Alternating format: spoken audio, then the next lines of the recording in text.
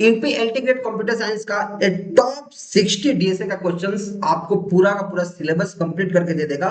Video को ध्यान से देखते जाएं, एक एक क्वेश्चंस आपको काफी ज्यादा वैल्यू प्रोवाइड करेगा। तो मेक श्योर करना है, कंटेंट को अच्छे से देखना है और 2 से 3 बार रिवीजन करना है। इसी के साथ हम वीडियो में आगे बढ़ते हैं और एक एक क्वेश्चंस को सॉल्व करना शुरू करते हैं। Question number 1, which is a particular way of storing and organizing data in the memory of computer. बोल रहा है कि कौन एक पर्टिकुलर वे है जिसके हेल्प से हम मेमोरी में डेटा को स्टोर करते हैं या फिर ऑर्गेनाइज करते हैं। तो क्या वो एल्गोरिदम है? नहीं। एल्गोरिदम क्या है? ए हमारा है step by step procedure. Step by step, ए है step by step procedure to solve a particular problem. अगर किसी भी प्रॉब्लम को हमें सॉल्व करना है, जैसे प्रोग्रामिंग में कोई भी प्रॉब्लम आया, जैसे मान लो कि हमें फिबोनाची सीरीज को सॉल्व करना है या फिर किसी नंबर का फैक्टोरियल निकालना है, राइट, तो उसका क्या क्या स्टेप्स इन्वॉल्व होंगे, उस स्टेप्स को हम लोग एल्गोरिदम बोलते हैं, राइट। कि पहले हम नंबर लेंगे, फिर उसका 1 से लेके n तक लूप चलाएंगे और लूप जो चलेगा तो वो जो नंबर है वो अपने आप को इंटू करते जाएगा n तक, तब उसका फैक्टोरियल हमें दे देगा, राइट। तो जो एल्गोरिदम है वो है step by step procedure to solve a particular problem. ये हमारा वे नहीं है कि डेटा को कैसे स्टोर करना है और ऑर्गेनाइज करना है, तो आंसर हमारा एल्गोरिदम नहीं होगा। फ्लो चार्ट, क्या फ्लो चार्ट हो जाएगा? नहीं। फ्लो चार्ट क्या है? ए है diagrammatic representation of our anything. मतलब किसी भी चीज को, कोई भी प्रोग्राम है या फिर कोई भी चीज अपन लिख रहे हैं, उसको डायग्राम के हेल्प से कैसे रिप्रेजेंट कर रहे हैं उसको बोलते हैं फ्लो चार्ट। तो क्या ये आंसर हो जाएगा? नहीं। क्या डेटा स्ट्रक्चर हो जाएगा? यस।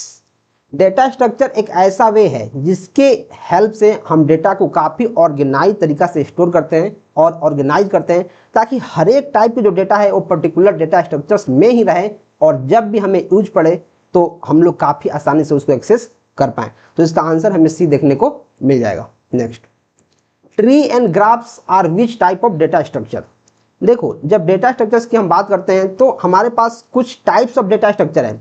जैसे हमारे पास है लीनियर, हमारे पास लीनियर डेटा स्ट्रक्चर है, फिर है नॉन लीनियर, नॉन लीनियर है। तो बोला जो ट्री है, ट्री और ग्राफ है, एक किस टाइप के डेटा स्ट्रक्चर है? क्या ये लीनियर है? नहीं। तो लीनियर क्या है सर?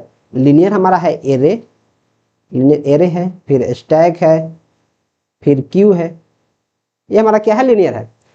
क्या नॉन लीनियर है? यस, नॉन लीनियर क्यों है? क्योंकि यार इसको हम लोग लीनियरली स्टोर नहीं कर सकते हैं। जो ट्री है और जो ग्राफ है ये हमारा ट्री लाइक स्ट्रक्चर में होता है, अलग अलग इसके नोड्स होते हैं, अलग अलग वर्टिसेस होते हैं, तो एक प्रॉपर ऑर्डर को फॉलो नहीं करता है। और लीनियर में क्या होता है कि इसको हम लोग एक लाइन में डेटा को स्टोर करते हैं, कंटिन्यूअस मेमोरी में या फिर नॉन कंटिन्यूअस भी करते हैं, तो ये लीनियरली डेटा को स्टोर करता है। तो हमारा एरे है, स्टैक है और क्यू है।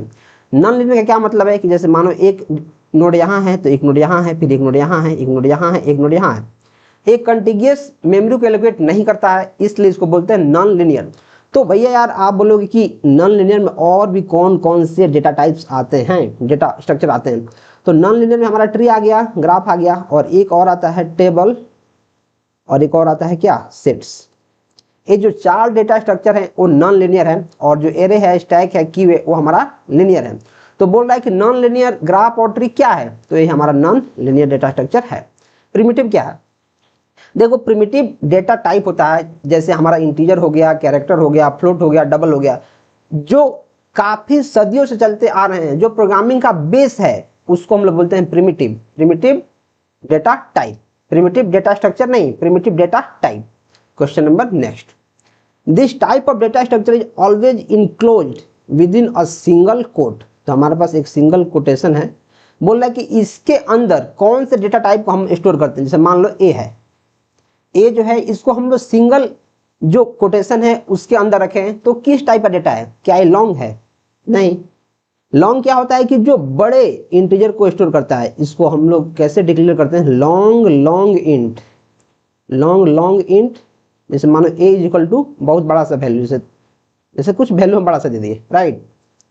तो क्या इसका आंसर लॉन्ग हो जाएगा? नहीं, ये तो बड़े इंटीजर वैल्यू को स्टोर करता है, राइट। क्या इसका आंसर कैर हो जाएगा? यस। देखो, कैर क्या करता है? कैर एक सिंगल बीट को स्टोर करता है। जो इन्वर्टेड कमा है, इन्वर्टेड कमा, सिंगल इन्वर्टेड कमा, उसके अंदर हम लोग एक कैरेक्टर को ही स्टोर कर सकते हैं। अगर आप बोलोगे कि सर मैं क्या करूंगा, अगर ऐसे मैं कर दे रहा हूं, सिंगल इन्वर्टेड कमा के अंदर मैं 2 2 वैल्यू को रख रहा हूं तो ये हमारा आंसर गलत हो जाएगा। ऐसा कुछ नहीं होता प्रोग्रामिंग में। तो आंसर इसका क्या देखने को मिल जाएगा। बाइट क्या होता है? बाइट मतलब होता है 8 बिट्स। बाइट भी हमारा एक डेटा टाइप ही है, लेकिन वो 1 बिट डेटा को स्टोर करता है, और ये जो हमारा है एक कैरेक्टर को करता है, एक कैरेक्टर, राइट। कैरेक्टर और बाइट दोनों अलग अलग चीज है। जो बाइट है उसका वैल्यू होता है 8 बिट्स। 8 बिट्स मिलाकर 8 बिट्स मिलाकर एक बाइट बनता है, राइट। और यहां बोल रहा है कि सिंगल इन्वर्टेड कॉमा मिक्स को रखते हैं, तो वो रखते हैं हम कैर को। नेक्स्ट, विच डेटा टाइप है 15 डेसिमल डिजिट्स ऑफ प्रिसीजन। बोल रहा है कि कौन सा डेटा टाइप है जिसमें 15 डिजिट तक हम वैल्यू को रख सकते हैं डेसिमल के बाद। तो क्या है? डबल है। यस, डबल है। डबल में क्या होता है कि जैसे मैं 8 नंबर रख रहा हूं और इसके बाद जैसे 0 3 5 7 6 ऐसे करके मैं 15 डिजिट तक नंबर को रख सकता हूं पॉइंट के बाद। ये हमारा डबल है। फ्लोट में क्या होता है? फ्लोट में हम लोग 6 और 7 डिजिट तक रख सकते हैं। बहुत सारा जो स्टैंडर्ड बुक है उसमें आपको 6 डिजिट तक मिलेगा, कि जो फ्लोट होता है वो प्रिसीजन के बाद 6 डिजिट तक नंबर को स्टोर कर सकता है, लेकिन कहीं कहीं आपको 7 भी मिलेगा। तो ऑप्शन में अगर आपको 6 मिल रहा है तो आप मेक श्योर करें कि 6 को टिक करें, क्योंकि बहुत सारे बुक में 6 और 7 दोनों दिया है, तो आपको 6 मोस्ट प्रेफर करना है। अगर 7 में दिया है, 6 नहीं दिया है, तो आपको 7 टिक मारना है, राइट। और बोथ ऑफ दिस, ये तो होगा नहीं। तो 15 डिजिट तक जो प्रिसीजन है वो हमारा होता है डबल में, और 6 to 7 डिजिट हमारा होता है किस में? फ्लोट में। तो हमारा आंसर ए देखने को मिल जाएगा। Next, assigning the address of a variable to a dash using the urinary operator ampersand which returns the address of that variable। बोल रहा है कि हम लोग कौन से वेरिएबल बोलो या फिर ऐसा कुछ फंक्शन बोलो, स्ट्रक्चर बोलो, जिसके हेल्प से जो यूनियरी ऑपरेटर होता है यानी एम्परसेंड, उसके हेल्प से हम दूसरे वेरिएबल के एड्रेस को रिटर्न करते हैं। तो आपने एक चीज पढ़ा होगा, क्या शॉर्ट हो जाएगा? नहीं, ये तो डेटा टाइप है। जैसे हमारे पास इंट है, लॉन्ग है, वैसे ही हमारा क्या है? शॉर्ट है। तो क्या ये हो जाएगा? नहीं। क्या एरे हो जाएगा? नहीं। ये तो हमारा डेटा स्ट्रक्चर है जो सेम टाइप के डेटा को स्टोर करता है। एरे के बारे में हम लोग काफी डिटेल में पढ़ने वाले हैं इसी लेक्चर में। तो एरे इसका आंसर नहीं होगा। क्या स्टैक हो जाएगा? नहीं। स्टैक क्यों नहीं होगा? क्योंकि यार ये तो हमारा लिफो एल्गोरिथम को फॉलो करता है, लास्ट इन फर्स्ट आउट, और इसका काम बिल्कुल अलग है। ये हमारे एड्रेस को कैरी नहीं करता है, डायरेक्ट मैं वेरिएबल को ही इसके अंदर डाल दूंगा। एड्रेस का यहाँ कोई तामझाम नहीं है। तो इसका आंसर हमें पॉइंटर देखने को मिलेगा। पॉइंटर क्या होता है? पॉइंटर होता है कि दूसरे वेरिएबल के एड्रेस को कैरी करता है। पॉइंटर क्या करता है? इसको हम लोग ऐसे स्टार पी, जैसे कोई पी अगर वेरिएबल है, इसके सामने हमने स्टार लगा दिया तो ये पॉइंटर वेरिएबल हो जाएगा, राइट। और अगर इसके वैल्यू को, इसके एड्रेस को हमें पास करना है तो हम एम्परसेंड लगाते हैं, ए एम्परसेंड। तो इसका आंसर हमें पॉइंटर देखने को मिलेगा। Next, which best describes the array. अभी हमने एरे के बारे में चर्चा किया है और एरे हमारे पास आ गया। तो बोला एरे को 4 स्टेटमेंट जो दिया है, सबसे बेस्ट कौन डिस्क्राइब कर रहा है, मतलब एरे क्या होता है। तो मैं आपको अगर सिंपल लैंग्वेज में बताऊं, सिंपल लैंग्वेज में अगर मैं बताऊं तो एरे क्या होता है, तो एरे होता है वैसे डेटा टाइप जिसमें similar types of data store होते हैं। क्या होते हैं? जिसमें similar types of data store होते हैं, राइट। तो similar data types, similar types of object उसमें स्टोर होंगे। A data structure that shows a hierarchical behaviour, वैसा डेटा स्ट्रक्चर जो हायरार्किकल बिहेवियर को डिनोट करता है। नहीं। Container of objects of similar type, yes. जो एरे होता है वो एक टाइप के एलिमेंट को क्या करता है? एक टाइप के एलिमेंट को कंटेन करता है। जैसे अगर कोई इंट एरे है, जैसे मान लो कोई इंट एरे है जिसमें 5 एलिमेंट है, 5, तो उसमें सिर्फ इंटीजर टाइप ऑफ डेटा रहेंगे, जैसे 1 2 3 4 5। ऐसा नहीं रहेगा यहाँ 3 की जगह पे जैसे मानो आप तुम 0.6 दे दो या फिर ट्रू दे दो या फिर फॉल्स दे दो, ऐसा नहीं रहेगा। अगर इंटीजर है तो सारे के सारे इंटीजर रहेंगे, फ्लोट है तो सारे के सारे फ्लोट रहेंगे। Array are immutable once in slide, नहीं, ये तो स्ट्रिंग होता है। Array is not a data structure, तो क्या है भाई? Next, assuming int is of 4 bytes, what is the size of int array of 15 elements. बोल रहा है कि मान लो कि जो इंट है, इंट उसका साइज है 4 बाइट। तो अगर इंट एरे तुम ले रहे हो जिसमें 15 एलिमेंट हैं तो उसका साइज क्या होगा? तो तुम्हें पता है कि जब एक का साइज हमारा 4 बाइट हो रहा है तो जो 15 एलिमेंट जब रहेगा तो इसमें 4 से सीधा गुना करो और इसको 60 मार्क करो, हमारा आंसर 60 देखने को मिल जाएगा। Next, which concept make extensive use of array. बोल रहा है कौन सा ऐसा कंसेप्ट है जो एरे के यूज को काफी एक्सटेंस करता है, काफी एक्सटेंड करता है। क्या जो बाइनरी है, क्या बाइनरी में हम लोग एरे का यूज करते हैं? नहीं। क्या शेड्यूलिंग ऑफ एल्गोरिथम में एरे का यूज करते हैं? हाँ देखो, एरे का यूज करते हैं शेड्यूलिंग ऑफ एल्गोरिथम में, लेकिन मोस्ट प्रोबेबली हम लोग यूज करते हैं किसका? उसमें क्यू का करते हैं। एरे का कर सकते हैं, अगर क्यू नहीं है तो एरे का कर सकते हैं, लेकिन यहाँ सबसे बेहतर उसका यूज शेड्यूलिंग ऑफ एल्गोरिथम में नहीं होगा, राइट। क्या कैशिंग में हो जाएगा? नहीं। कैशिंग के लिए तो हमारा सबसे बेस्ट तरीका क्या है? स्टैक रहता है, जो डेटा को वहीं पे कैप्चर किया रहता है, जब हमें जरूरत पड़ती है तो हम उसको एक्सेस कर लेते हैं, बफर स्टॉक। तो इसका आंसर हमें देखने को मिलेगा स्पेशियल लोकेलिटी। इसका मतलब क्या होता है? इसका मतलब ये होता है कि देखो, कि जैसे मानो कोई मेमोरी एड्रेस है, जैसे मानो एड्रेस है, जैसे मानो ये कोई एड्रेस है, इस पर कोई डेटा हमने एरे में स्टोर किया है, ठीक है। तो मोस्ट प्रोबेबली है कि इससे रिलेटेड और भी इंफॉर्मेशन होगा, तो इसी के आसपास मेमोरी में हम डेटा को स्टोर करेंगे, तो उसको बोलते हैं स्पेशियल लोकेलिटी। मतलब इसी के आसपास के लोकेशन में हम लोग डेटा को और स्टोर कर सकते हैं एरे में। तो मैं इसका डेफिनेशन पढ़ देता हूँ, क्या लिखा है? It is likely to access nearby address सुन। अगर यहाँ डेटा पहले से है तो ये बहुत लाइकली है कि इसकी नियर बाई जो लोकेशन है उस पर भी हमारे एरे का प्रभाव पड़े और एरे के एलिमेंट को हम स्टोर करना शुरू कर दे, अगर हमारे पास और एलिमेंट्स आए तो उसको बोलते हैं spatial locality. Next, how many values can be held by an array of इतना। बोल रहा है हमारे पास एक एरे है और उसमें कुछ इंडेक्स वैल्यू दिया गया है, जैसे -3 से लेकर 10 तक और 5 से लेकर 12 तक। तो बोल रहा है इसमें कितने नंबर ऑफ एलिमेंट्स को हम लोग रख सकते हैं। तो देखो मैं आपको एक चीज बताता हूँ, अगर सिर्फ एरे अगर ऐसे है, जैसे मान लो कि ऐसे है 5 और 2 ऐसे है, और बोल रहा है कि आपके पास कितना एलिमेंट टोटल होगा, तो अब क्या करोगे आप लोग? सर यहाँ 5 रोज है, 2 कॉलम्स है, तो टोटल एलिमेंट हमारा 5 × 2 हो जाएगा, मतलब 10। तो उसी कंसेप्ट का आपको यहाँ यूज करना। देखो, और मैं आपको एक चीज बताता हूँ कि जैसे -3 से लेकर 10 तक दिया है, तो अभी आपको पता करना है कि इसमें टोटल नंबर ऑफ एलिमेंट्स कितने हैं। -3 से 10 तक है, 5 से लेकर 12 तक है, लेकिन टोटल कितने हैं भाई? तो अगर मैं बोलूं जैसे यहाँ समझो, ध्यान समझो, काफी ध्यान समझने की जरूरत है। जैसे मानो यहाँ 1 हो गया, 2 हो गया, 3 हो गया, 4 हो गया, 5 हो गया।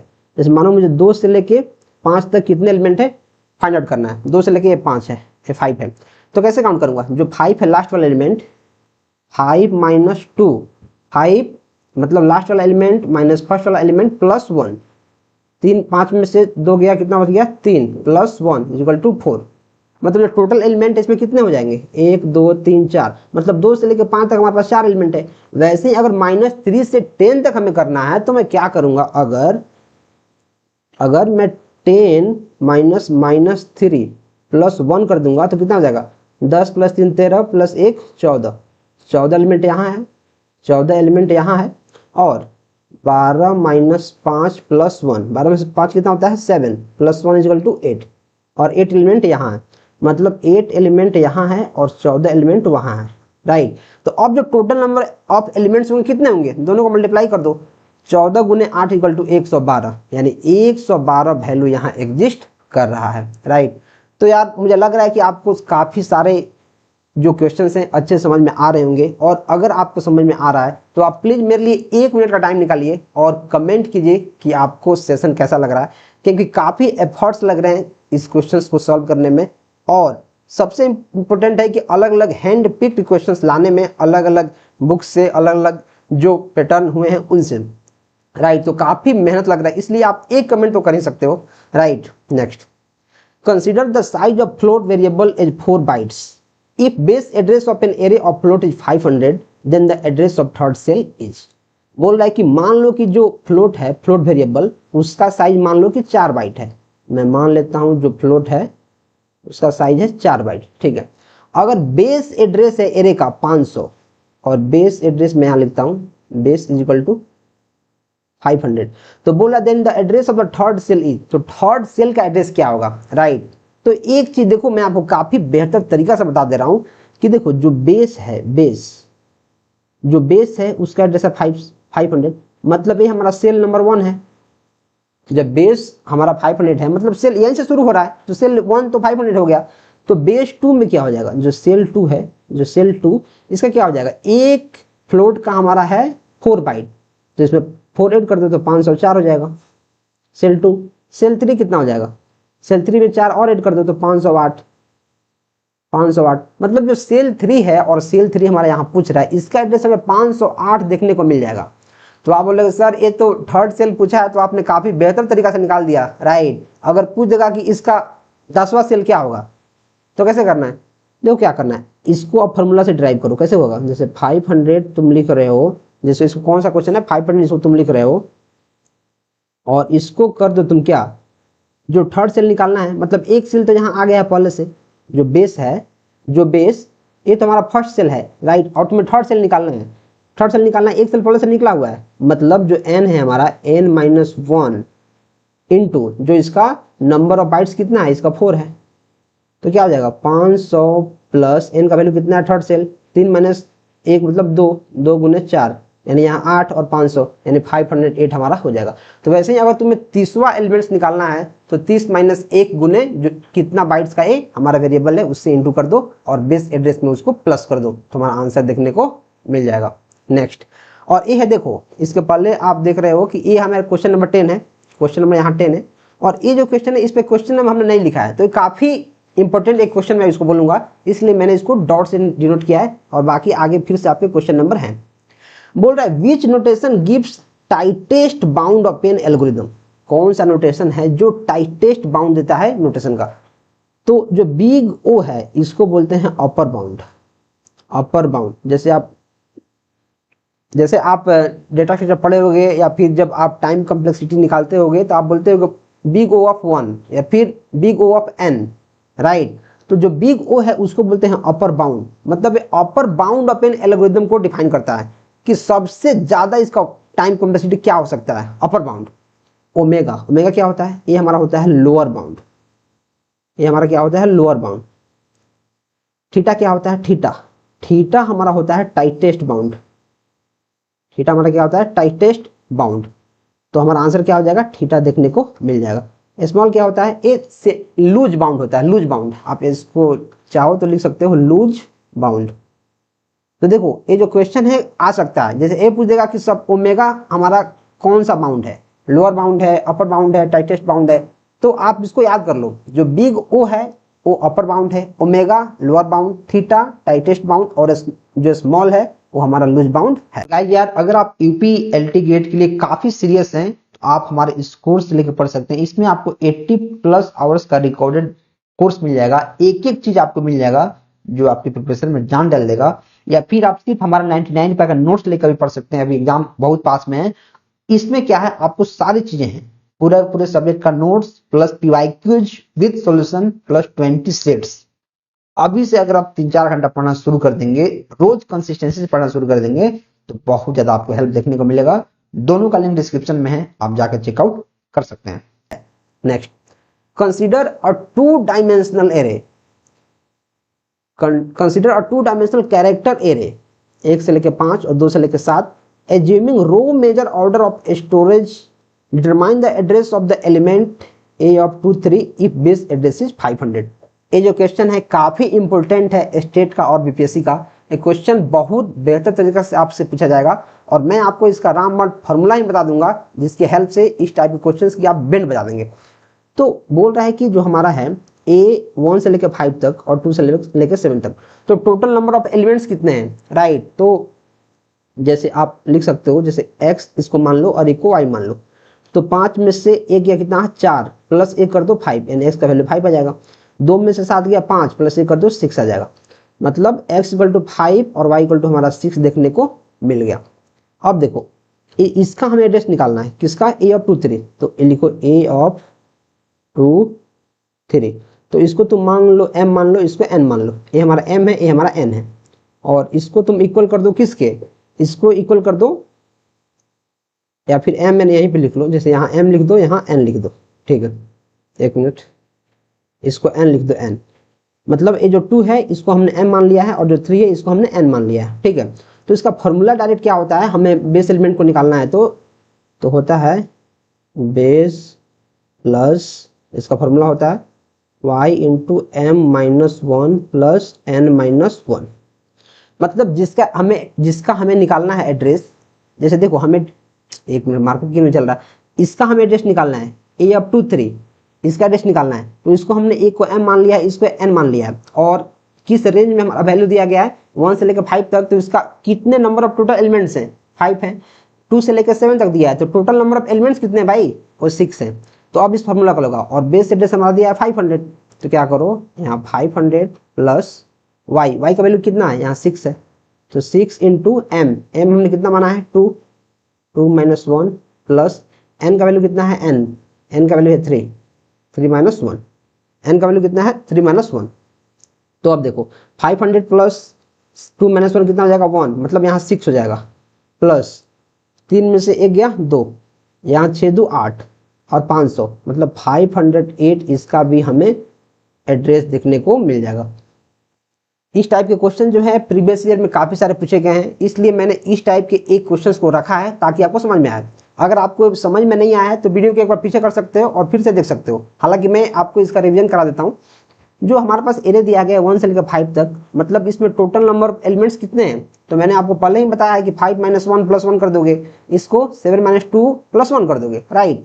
और जो ए हमारा जिसका एड्रेस हमें चाहिए उसके एलिमेंट को तुम नाम दे दो। नाम क्यों देना है, क्योंकि हमारे पास जो फॉर्मूला है उसमें इसके वैल्यू को हम रखना है, तो नाम दे देंगे तो काफी आसानी से चीजें उसमें रह जाएंगी, राइट। और फिर से इस फॉर्मूला पे ड्राइव करो और इसका आंसर सॉल्व करोगे तो 508 देखने को मिल। Worst case efficiency of quick sort over an array is, over an array having n items can be improved by, बोल रहा है कि जो वर्स्ट केस कॉम्प्लेक्सिटी है क्विक सॉर्ट का एरे पे, उसको इम्प्रूव कैसे किया जा सकता है।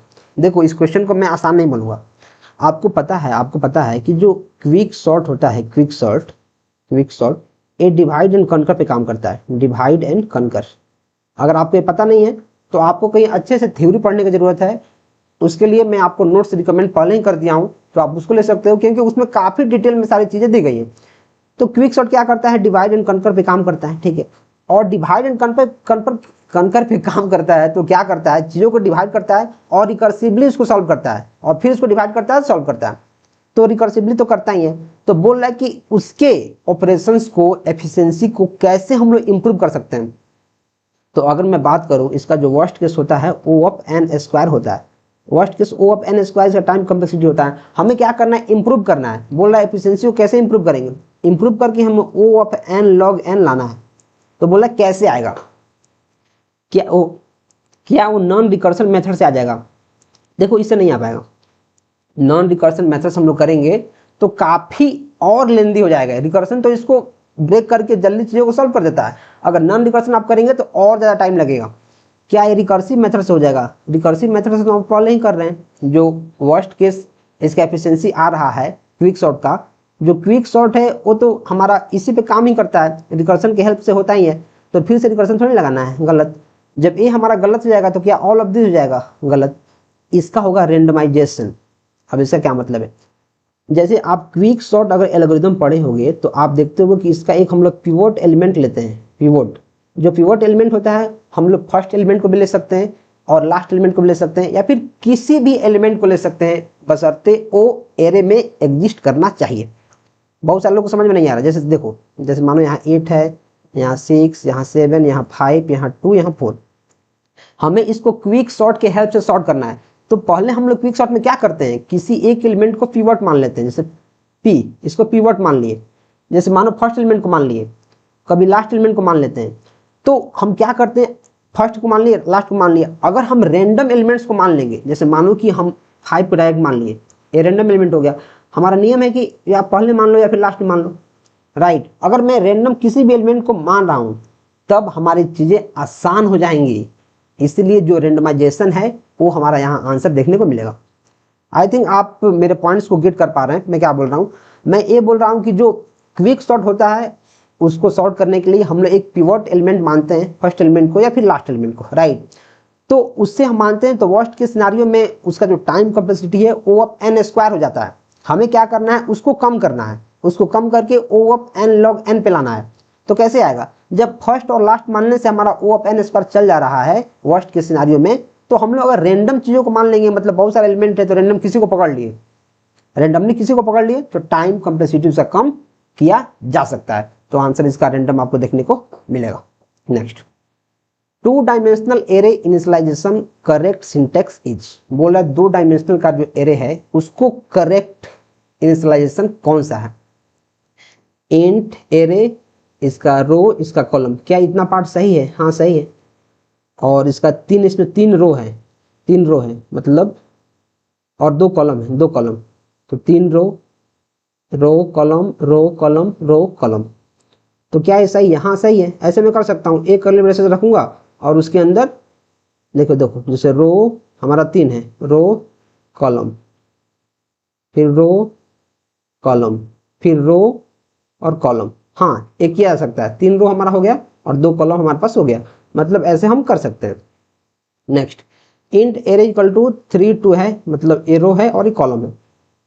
ठीक है, तो ये तो हमारा अलग ही कर दिया है, रो कॉलम, फिर हमारा रो कॉलम और रो कॉलम, ये तो अलग अलग कर दिया। ये तो ऐसे ही सही ही है, ये तो सही दिख ही रहा है, तो दोनों हमारा आंसर देखने को मिल जाएगा।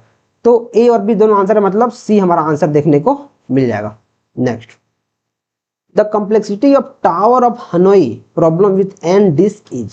जो टावर ऑफ हनोई प्रॉब्लम है, टावर ऑफ हनोई प्रॉब्लम, उसका कॉम्प्लेक्सिटी क्या मिलेगा अगर एन डिस्क हमारे पास है तो आप इसको याद कर लो, इसको समझने वाला इसमें कोई बात नहीं है। जो टावर ऑफ हनोई है उसका टाइम कॉम्प्लेक्सिटी आपको क्या मिलता है? O of 2 to the power n। इसको याद कर लो, इसको क्या करना है, इसको याद करना है, क्योंकि इसको समझने का इसका कोई तरीका नहीं है।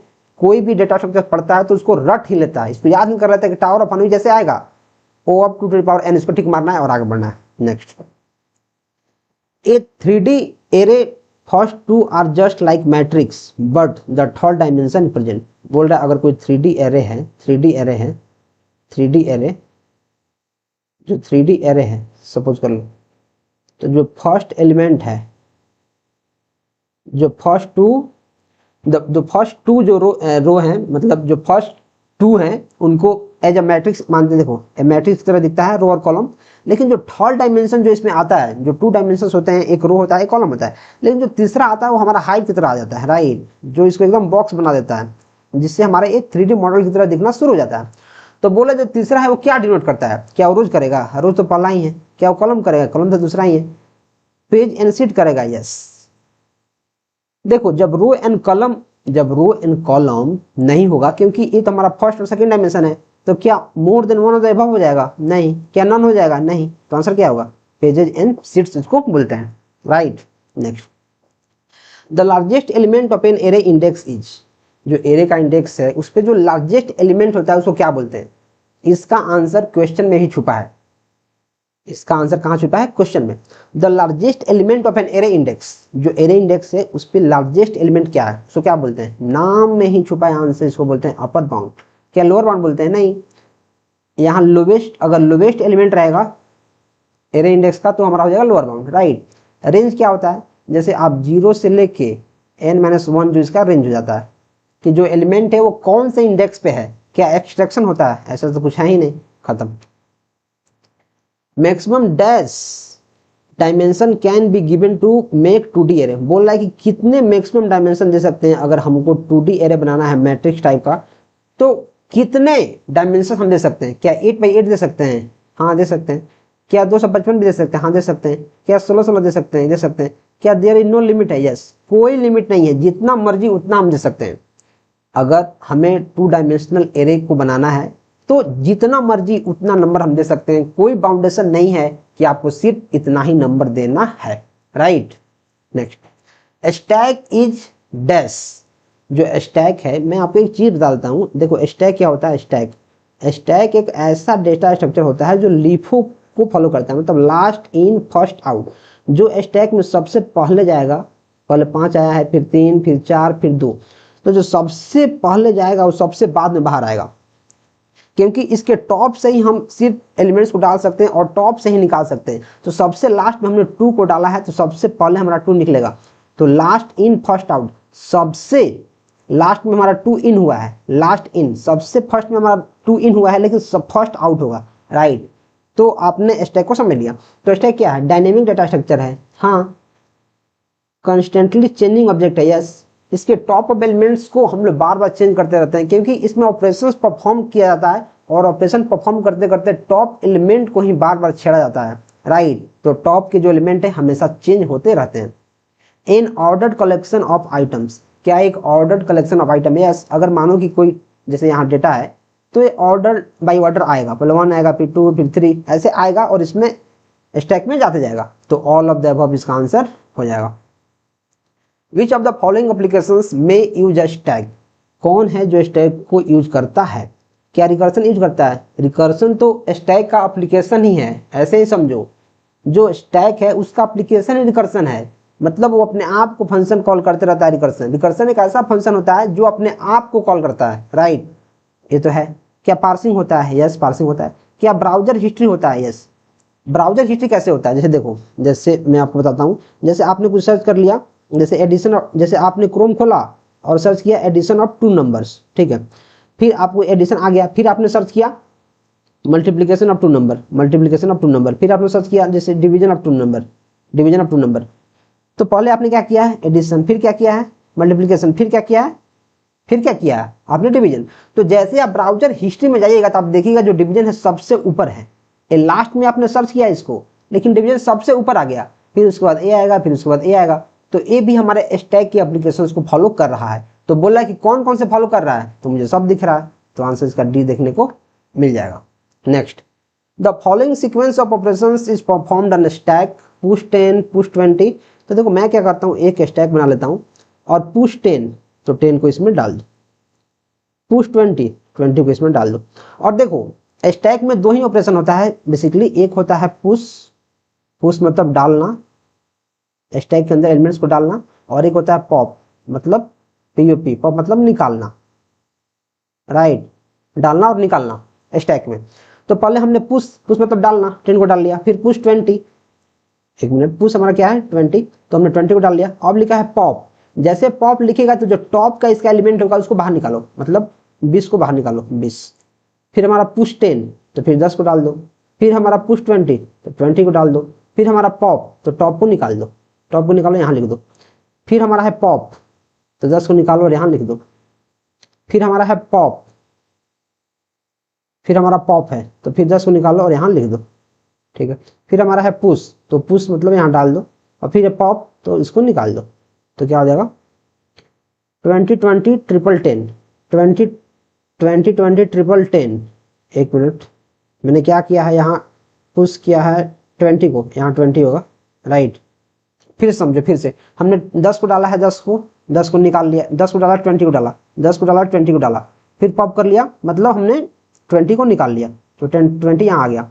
फिर हमने पुश किया 10 को, फिर हमने 10 को पुश कर दिया, फिर पुश किया 20 को पुश कर दिया, फिर पॉप किया तो 20 निकाला और 10 निकाला, 20 निकाला और 10 निकाला। फिर हमने पॉप किया तो हमने 10 को भी निकाल लिया, 10 हमारा आ गया। फिर हमने पुश किया 20 को, यहाँ 20 है तो यहाँ 20 लिखो 20, और फिर हमने पॉप, फिर मैं पॉप करूंगा तो क्या हो जाएगा, यहाँ 20 बाहर आ जाएगा। तो 20 20 10 10 20, 20 20 ये गलत हो जाएगा, 20 20 10 गलत, 20 20 10 10 20, यस। तो सी नंबर हमारा आंसर देखने को मिल जाएगा। देखो ऐसे ही कंफ्यूज हो जाता है आदमी, जैसे बना रहा है और काट कूट कर रहा है, तो यहीं पे पता नहीं चल रहा है कि कौन सा एंट्री हुआ है, कौन सा एडिट हो रहा है, राइट। तो इसका आंसर हमको सी देखने को मिलेगा। Next, x plus y can be represented as x y plus this is called as, इसको हम लोग क्या बोलते हैं, राइट। तो देखो जो x है प्लस y है, इसको हमने बना दिया है x y प्लस। तो मैं देख रहा हूं इसमें जो ऑपरेटर था प्लस, वो सबसे बाहर आ गया है, मतलब बाद में आ गया है, और बाद मतलब होता है क्या, पोस्ट। देखो जो हमारे पास जो नोटेशन होते हैं 3 टाइप के होते हैं, प्रीफिक्स, पोस्ट फिक्स और इनफिक्स। जो इनफिक्स होता है उसमें जो ऑपरेटर होता है वो बीच में होता है, बीच में जो पोस्ट फिक्स होता है उसमें जो ऑपरेटर होता है वो बाद में होता है, पोस्ट मतलब बाद में, और जो प्री होता है इसमें ऑपरेटर होता है पहले। प्री मतलब क्या होता है, प्री मतलब होता है पहले।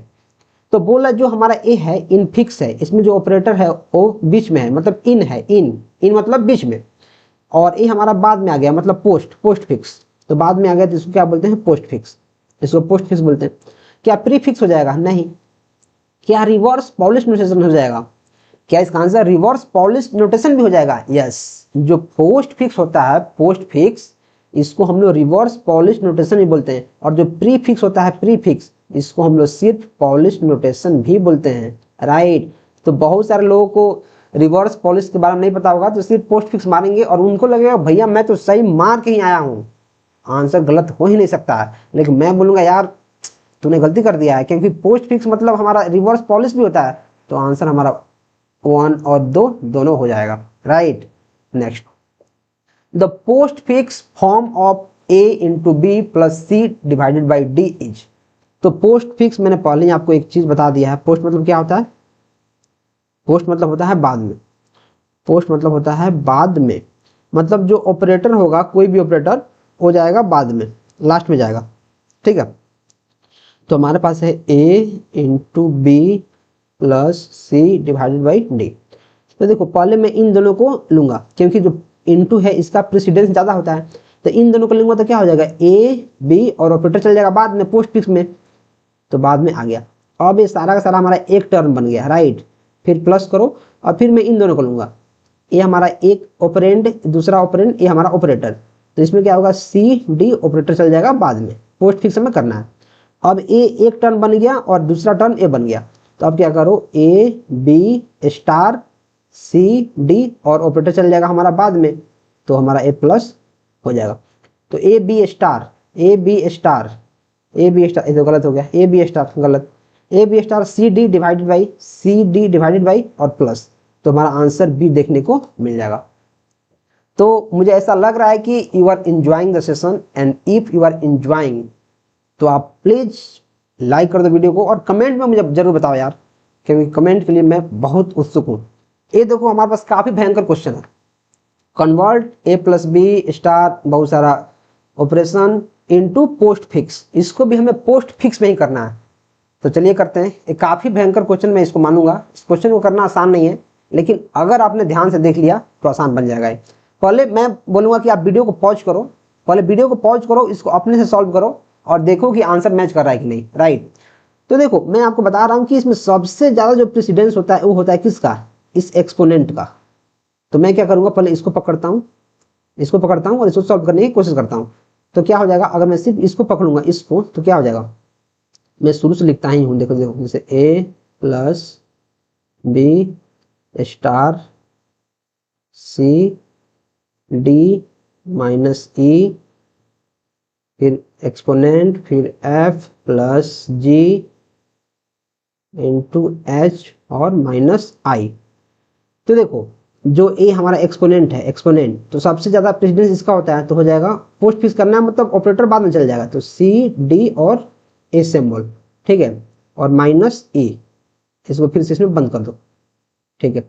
और फिर देखो हमारा इसमें क्या है, हमारा इसमें है, तो देखो एफ प्लस जी एच और इंटू माइनस आई, और यहाँ ए प्लस बी इंटू, अब देखो ए जो हमारा जो क्या बोल रहे हैं जो पैरेंथेसिस के अंदर है मैंने इसको कर लिया, और ए भी पैरेंथेसिस के अंदर ही है, तो पहले इसी को करूंगा। तो अब क्या हो जाएगा C D hyphen E minus सी डी एक्सपोनेंट ई माइनस, इसके अंदर हो जाएगा, ठीक है। फिर यहाँ हमारा सिंबल रहेगा ही, फिर हमारा हो जाएगा एफ जी एच स्टार और यहाँ प्लस हो जाएगा। एक मिनट, इस क्वेश्चन को थोड़ा ध्यान से करना पड़ता है इस टाइप क्वेश्चन। अरे इरेजर क्यों नहीं आ रहा है यार, इरेजर, हाँ यहाँ हमारा प्लस होगा। इस क्वेश्चन को काफी ध्यान से करना पड़ता है, राइट। देखो मैं बहुत ध्यान से कर रहा हूँ, नहीं तो गलती हो जाएगा अभी, प्लस और फिर माइनस आई, और यहाँ ए प्लस बी इंटू तो कर ही दो। अब देखो यहाँ इंटू है और यहाँ एक्सपोनेंट है, हमने इसको कर लिया, हमने इसको कर लिया, यहाँ एक्सपोनेंट है यहाँ इंटू है, तो इन दोनों में प्रेसिडेंस ज्यादा किसका होता है, एक्सपोनेंट का। तो पहले इसको करो, तो क्या हो जाएगा सी डी एक्सपोनेंट ई माइनस फिर F G H star plus और ए, अब ये सारा एक टर्म बन जाएगा माइनस आई, और यहाँ बन जाएगा ए प्लस बी और इंटू। अब देखो अब ए एक टर्म हो गया और ये सारा का सारा एक टर्म है, और यहाँ मल्टीप्लाई है, पहले इसको करो। तो मैं यहाँ लिखूंगा A plus B C D exponent E minus F G H into plus exponent, और जो हमारा ए इंटू है यहाँ चला जाएगा इंटू, ठीक है। अब यहाँ माइनस आई बचा है, माइनस आई बचा है, ठीक है, और यहाँ ए बचा है। अब यहाँ प्लस है तो ए सारा एक टर्म हो जाएगा और ए सारा एक टर्म यहाँ तक माइनस आई से पहले। तो अब क्या करो, प्लस को तुम यहाँ लेकर आओ, इसको करोगे तो प्लस हमारा यहाँ आ जाएगा। तो फिर मैं पूरा लिखने के बजाय मैं क्या करता हूँ, यहाँ जाता हूँ, एक मिनट, इरेजर आ क्यों नहीं रहा यार, हाँ, मैं इस प्लस को यहाँ से भगाता हूँ और प्लस को जहाँ इसका एग्जैक्ट पोजीशन है इसके बाद प्लस यहाँ आ जाएगा, यहाँ प्लस यहाँ आ जाएगा। और दूसरे स्टेप में क्या होगा, अब देखो ये सारा यहाँ से लेके यहाँ तक ये सारा एक टर्म बन गया और ये दूसरा टर्म बन गया। तो अब आई पहले आ जाएगा और जो माइनस है वो बाद में चल जाएगा। तो अब समझो, तो क्या होगा, यहाँ तक मैं इसको भगा दिया, आई और माइनस, इसको जैसे आप करोगे तो यहाँ आ जाएगा आई और माइनस। तो ये हमारा एग्जैक्ट आंसर देखने को मिलेगा। ए बी सी डी यहाँ है, ए बी सी डी यहाँ नहीं है, खत्म, ए बी सी डी यहाँ नहीं है, खत्म, ए बी सी डी और एक्सपोनेंट ई माइनस फिर एफ जी एच फिर स्टार प्लस फिर एक्सपोनेंट फिर स्टार फिर प्लस फिर आई फिर माइनस। तो आप देख रहे हो कि ये जो क्वेश्चन है इसको करना आसान नहीं है। अगर आप जल्दी जल्दी करोगे तो पक्का इतना ना इसमें ऑपरेटर दिया कि गलती हो ही जाएगा, राइट। तो इस टाइप के क्वेश्चंस को धीरे धीरे करना है, धीरे धीरे करोगे तो चीजें आसान हो जाएंगी और ज्यादा मुश्किल नहीं होगा, राइट। नेक्स्ट, इवेल्युएट 8 2 और ऑपरेटर फिर 3 2 मल्टीप्लाई प्लस 5 माइनस। तो इसको हम लोग स्टैक के हेल्प से इवेल्युएट करते हैं। तो मैं क्या करता हूँ, पहले एक स्टैक बना लेता हूँ और पहले मैं ट्रावर्स करूंगा। तो पहले हमारा 8 है तो 8 को मैं इसमें डाल दूंगा, फिर मैं ट्रावर्स करूंगा, यहाँ 2 है तो 2 को डाल दूंगा, फिर हमारा क्या है, डिवाइड है। और जैसे डिवाइड आएगा और उसके पहले हमारे पास कम से कम अगर 2 एलिमेंट है तो टॉप के दोनों एलिमेंट को मैं निकालूंगा, मैं 2 को निकालूंगा, 8 को निकालूंगा, 8 और 2 निकालूंगा 2 को, और इसको डिवाइड कर दूंगा क्योंकि डिवाइड यहाँ है। तो इसका आंसर आ जाएगा 4 और फिर वापस से मैं 4 को यहाँ टॉप में डाल दूंगा। फिर मैं जाऊंगा 3 पे तो 3 को डाल दूंगा, फिर मैं जाऊंगा 2 पे तो 2 को डाल दूंगा, फिर मैं जाऊंगा इंटू पे, और जैसे मैं इंटू पे आया फिर से मैं टॉप के 2 एलिमेंट को निकालूंगा, इसको इंटू करूंगा 6 और इसको डाल दूंगा, तो ये दोनों को निकालूंगा और फिर से 6 को डाल दूंगा, ठीक है। और फिर प्लस है तो फिर से मैं टॉप के 2 एलिमेंट को निकालूंगा 6 और 4 टॉप में बचे हैं, इनको दोनों निकालूंगा, जोड़ दूंगा तो कितना हो जाएगा 10। इनको जोड़ के फिर से वापस मैं इसमें डाल दूंगा, ठीक है। और फिर हमारा 5 है तो 5 यहाँ आएगा तो 5 को हमने डाल दिया है, ये सारे स्टैक के अंदर ही है। फिर हमारा माइनस आएगा, माइनस, तो जैसे माइनस आएगा तो इन दोनों को निकालूंगा और माइनस कर दूंगा, 10 माइनस 5 तो इक्वल टू हमारा 5 आंसर देखने को मिल जाएगा। इसका आंसर हमें 5 देखने को मिलेगा। Next, stack can store which type of data type. Stack जो होता है 21 टाइप के डेटा को स्टोर कर सकता है। तो इसके पहले ही हमने क्वेश्चन में देखा, मैं पीछे चलता हूँ, कि जो स्टैक है यहाँ इंटीजर है, इसको स्टोर कर लिया है, 2 को 4 को 3 को 2 को, सारे इंटीजर है। और इसमें अगर मैं पैरेंथेसिस को भी ला दूं तो पैरेंथेसिस भी स्टोर कर सकता है, ऑपरेटर भी स्टोर कर सकता है, राइट। क्योंकि जब आप बैलेंसिंग और पैरेंथेसिस क्वेश्चंस को सॉल्व करते हैं, जैसे मानो ऐसा हमारे पास क्वेश्चन रहता है, इसको बैलेंस करना होता है तो हम स्टैक का यूज करते हैं। मतलब इसमें हमारे पास ऑपरेटर भी आ सकता है, पैरेंथेसिस भी आ सकता है और नंबर तो आ ही रहा है। हम लोग कुछ भी स्टोर कर सकते हैं, हेट्रोजेनियस एलिमेंट को स्टोर कर सकते हैं, होमोजेनियस को कर सकते हैं, collection of elements of same type भी कर सकते हैं, जैसे मानो सिर्फ इंटीजर हो गया उसको भी कर सकते हैं, सिर्फ फ्लोट हो गया उसको भी कर सकते हैं, और ऑल ऑफ द अबव भी कर सकते हैं। तो इसका जो बेस्ट आंसर होगा वो ऑल ऑफ द अबव होगा। लेकिन एग्जाम में इसके आंसर को होमोजेनियस माना गया है, होमोजेनियस, क्योंकि जितने भी स्टैंडर्ड टेक्स्ट बुक हैं, स्टैंडर्ड टेक्स्ट बुक वो लोग ये समझते हैं कि जो स्टैक होता है वो एक टाइप के डेटा को स्टोर करने के लिए होता है। जैसे जो एरे होता है, एरे वो तो सिमिलर स्टोर करता ही है, लेकिन जो स्टैक होता है उसको हम लोग मानते हैं कि एक बार में एक टाइप ऑफ डेटा को स्टोर कराते हैं, राइट। अगर नंबर करा रहे हैं तो सिर्फ नंबर, अगर ऑपरेटर करा रहे हैं तो सिर्फ ऑपरेटर, अगर पैरेंथेसिस करा रहे हैं तो सिर्फ पैरेंथेसिस, क्योंकि ये सब यूज होता है, बैलेंसिंग और पैरेंथेसिस यूज होता है। मतलब उस समय सिर्फ हम लोग पैरेंथेसिस को डालते हैं, वो किसी भी टाइप का पैरेंथेसिस हो, लेकिन डाल तो सिर्फ पैरेंथेसिस में ही रहे ना, राइट। लेकिन जो इसका टेक्स्ट बुक्स आंसर है वो होमोजेनियस हो जाएगा, नहीं तो ऐसे तीनों आंसर आपको देखने को मिल जाएगा। तो इसका आंसर डी हम टिक करेंगे। Next, a data structure in which elements can be inserted at one end and deleted from both ends but not in the middle। बोल रहा है एक ऐसा डेटा स्ट्रक्चर जिसमें एलिमेंट एक एंड में हम लोग डालते हैं, दूसरे एंड से डिलीट कर सकते हैं, लेकिन दोनों एंड से डिलीट कर सकते हैं लेकिन बीच से नहीं कर सकते हैं, राइट। क्या उसको क्यू बोल देंगे? क्यू जो होता है उसमें हम लोग दोनों से डिलीट कर लेते हैं, नहीं, क्यू में हम लोग फ्रंट में डालते हैं, इनक्यू करते हैं और रेयर से डिलीट करते हैं, राइट। मतलब यहाँ से इनक्यू करते हैं, यहाँ से डिलीट करते हैं, तो क्या क्यू हो जाएगा? नहीं। क्या स्टैक हो जाएगा? स्टैक में तो एक मुंह ही है, स्टैक में तो एक ही रास्ता है, इधर से डालोगे इधर से निकालोगे, तो 2 कहाँ से आ गया? गलत। क्या डी क्यू है? यस, डी क्यू मतलब double ended queue. Double ended queue मतलब यहाँ से एलिमेंट को हम डाल सकते हैं, यहाँ से भी डाल सकते हैं, यहाँ से भी भगा सकते हैं, यहाँ से भी डिलीट कर सकते हैं, तो हमारा डबल एंडेड क्यू है। क्या प्रायोरिटी क्यू है? नहीं, प्रायोरिटी क्यू नहीं होगा। Next, how many queue needed to implement a stack. देखो कितने क्यू चाहिए हमें स्टैक को इम्प्लीमेंट करने के लिए। तो अगर मुझसे पूछोगे, क्योंकि मैंने डेटा स्ट्रक्चर्स को यूट्यूब पर पहले बढ़ाया हुआ था, तो मैं एक क्यू के हेल्प से भी मैं इम्प्लीमेंट करके दिखा दिया था, लेकिन ये थोड़ा हो जाएगा क्या, कॉस्टली ऑपरेशन, इसको करना थोड़ा चैलेंजिंग हो जाएगा एक क्यू के हेल्प से। तो कम से कम हमें कम से कम 2 क्यू चाहिए एक स्टैक को इम्प्लीमेंट करने के लिए। एक चाहिए हमारा डेटा को टेम्पररी होल्ड करने के लिए, एक चाहिए टेम्पररी होल्ड डेटा के लिए, और दूसरा हमारे पास क्यू चाहिए किसके लिए? स्टैक ऑर्डर को मेंटेन करने के लिए, स्टैक ऑर्डर, राइट। तो इसका आंसर हमें 2 देखने को मिल जाएगा। अगर आप काफी कॉस्टली ऑपरेशन कर रहे हैं तो एक क्यू के हेल्प से ही आप स्टैक को इम्प्लीमेंट कर सकते हैं। आपको विश्वास नहीं हो रहा तो आप चैट जीपीटी पे जाएं, गूगल पे जाएं और सर्च करें how to implement a stack using 1 queue, आपको उसका सॉल्यूशन भी देखने को मिल जाएगा। लेकिन एग्जामिनेशन पॉइंट ऑफ व्यू से उतना तगड़ा आंसर नहीं दिया जाता है, तो इसका आंसर 2 हो जाएगा, और बोर्ड ने भी इसके आंसर 2 को ही माना है, राइट। तो 2 इसका आंसर देखने को मिल जाएगा। Circular queue is also known as, जो सर्कुलर क्यू होता है उसको क्या बोलते हैं? सर्कुलर है मतलब सर्कुलर ऐसा, तो क्या इसको स्क्वायर बोल देंगे? नहीं। क्या इसको रेक्टेंगल बोल देंगे? नहीं। क्या इसको कर्व बोल देंगे? नहीं। जब सर्कुलर है तो इसको रिंग भी हमारा सर्कुलर ही होता है, इसी टाइप का कुछ बोलेंगे।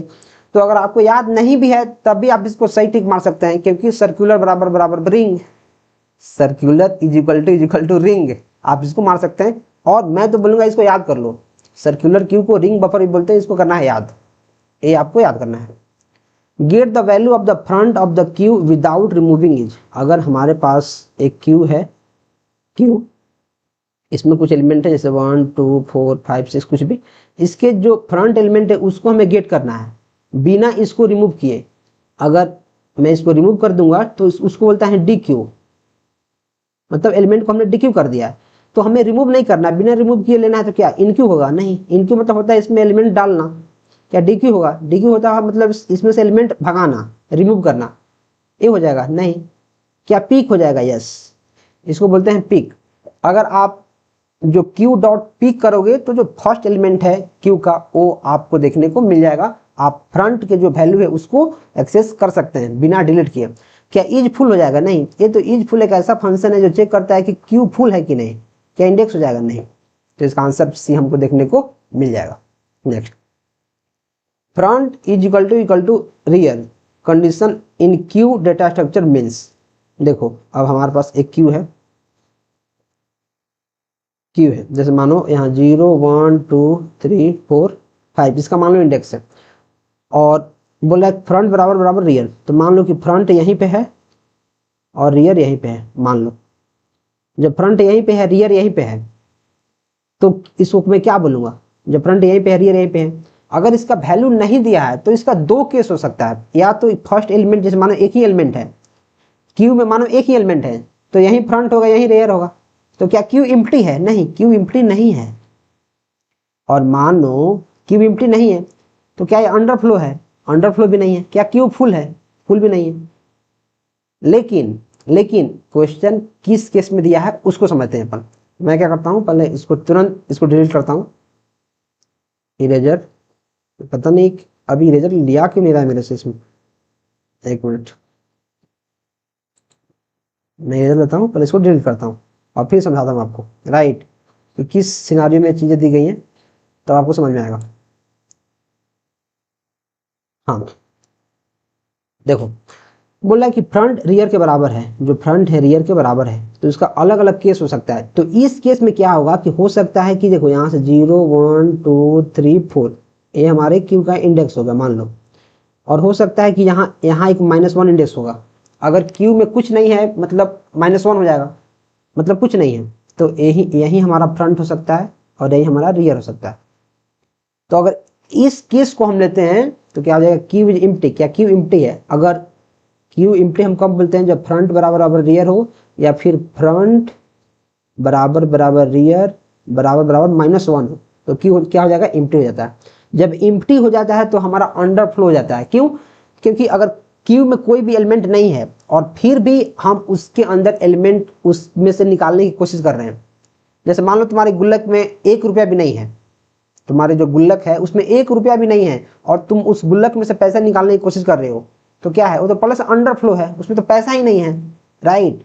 तो उसको अंडरफ्लो भी बोलते हैं। क्यू फुल नहीं होगा तो क्या हो जाएगा, 1 2 इसका आंसर देखने को मिल जाएगा, राइट। मैं आपको कुछ यहाँ और एग्जाम्पल दिखाता हूँ, देखो इसको समझो, इसको अपन समझते हैं पहले, इसको क्या करते हैं समझते हैं। इरेजर लेता हूँ, इसको मिटाता हूँ पहले। हाँ, मैं इसको प्रूव कर रहा हूँ, जितना भी ऑप्शन है इसको मैं तुम्हें दिखा रहा हूँ, ठीक है। और देखो क्यू को कब इम्प्टी बोलेंगे, अगर फ्रंट बराबर रियर बराबर -1 है। देखो 0 1 2 3 4, जैसे 0 है, एक यहाँ भी इंडेक्स होता है, समझ लो -1। अगर हमारा फ्रंट यहाँ है और रियर यहाँ है, यहाँ अगर कोई एलिमेंट है, फ्रंट यहीं पे है रियर यहीं पे है, मतलब एक एलिमेंट तो है, तो क्या क्यू इम्प्टी हो जाएगा? नहीं होगा। वहीं तो यहाँ दिया है फ्रंट बराबर बराबर रियर, फ्रंट बराबर बराबर रियर, इसमें हो सकता है कि एक एलिमेंट भी हो सकता है और इम्प्टी भी हो सकता है। इम्प्टी क्यों हो सकता है? अगर फ्रंट यहाँ है, फ्रंट और रियर यहाँ है, तो अगर -1 में छोड़ दूं, सिर्फ ऐसे समझू तो फ्रंट बराबर बराबर रियर नहीं है, फ्रंट बराबर बराबर हमारा रियर है कि नहीं है, तो उस केस को लिया जाएगा तो हमारा क्यू यहाँ इम्प्टी हो जाएगा। तो किस किस कंडीशन में क्यू हमारा इम्प्टी है, अगर फ्रंट बराबर रियर इक्वल टू -1 हो, तो यहाँ फ्रंट भी -1 है, रियर भी -1 है।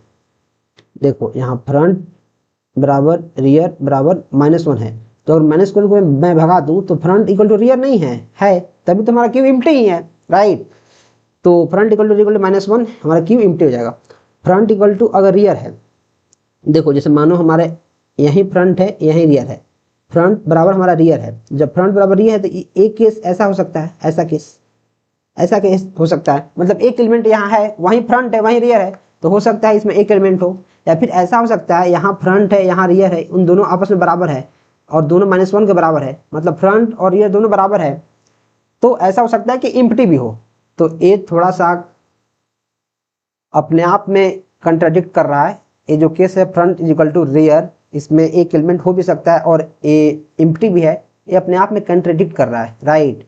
तो आपको अच्छे समझना है और जो ऑप्शन रहेगा उसमें चेक करना है कि किस तरह से ऑप्शन दिया गया है, किस केस में ऑप्शन दिया गया है, तब आपको आंसर मिलेगा।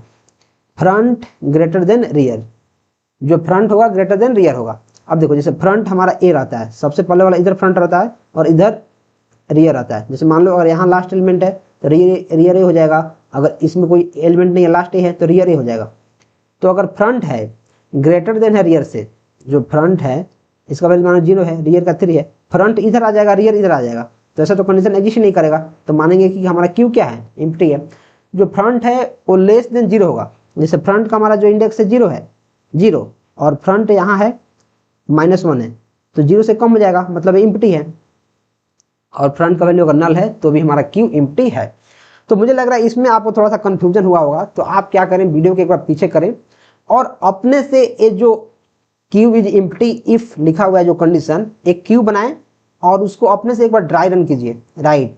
हालांकि मैं आपको बहुत बेहतर तरीका समझाने की कोशिश किया हूँ, लेकिन अगर आपको फिर भी समझ में नहीं आया तो आप क्या कर लो, एक बार ड्राई रन कर लो, वीडियो को पीछे कर लो या फिर वीडियो को पॉज करो, हर एक जो हमारे पास जो कंडीशन दिया गया उसको ड्राई रन करो, फिर चीजें आपको क्लियर हो जाएंगी, राइट।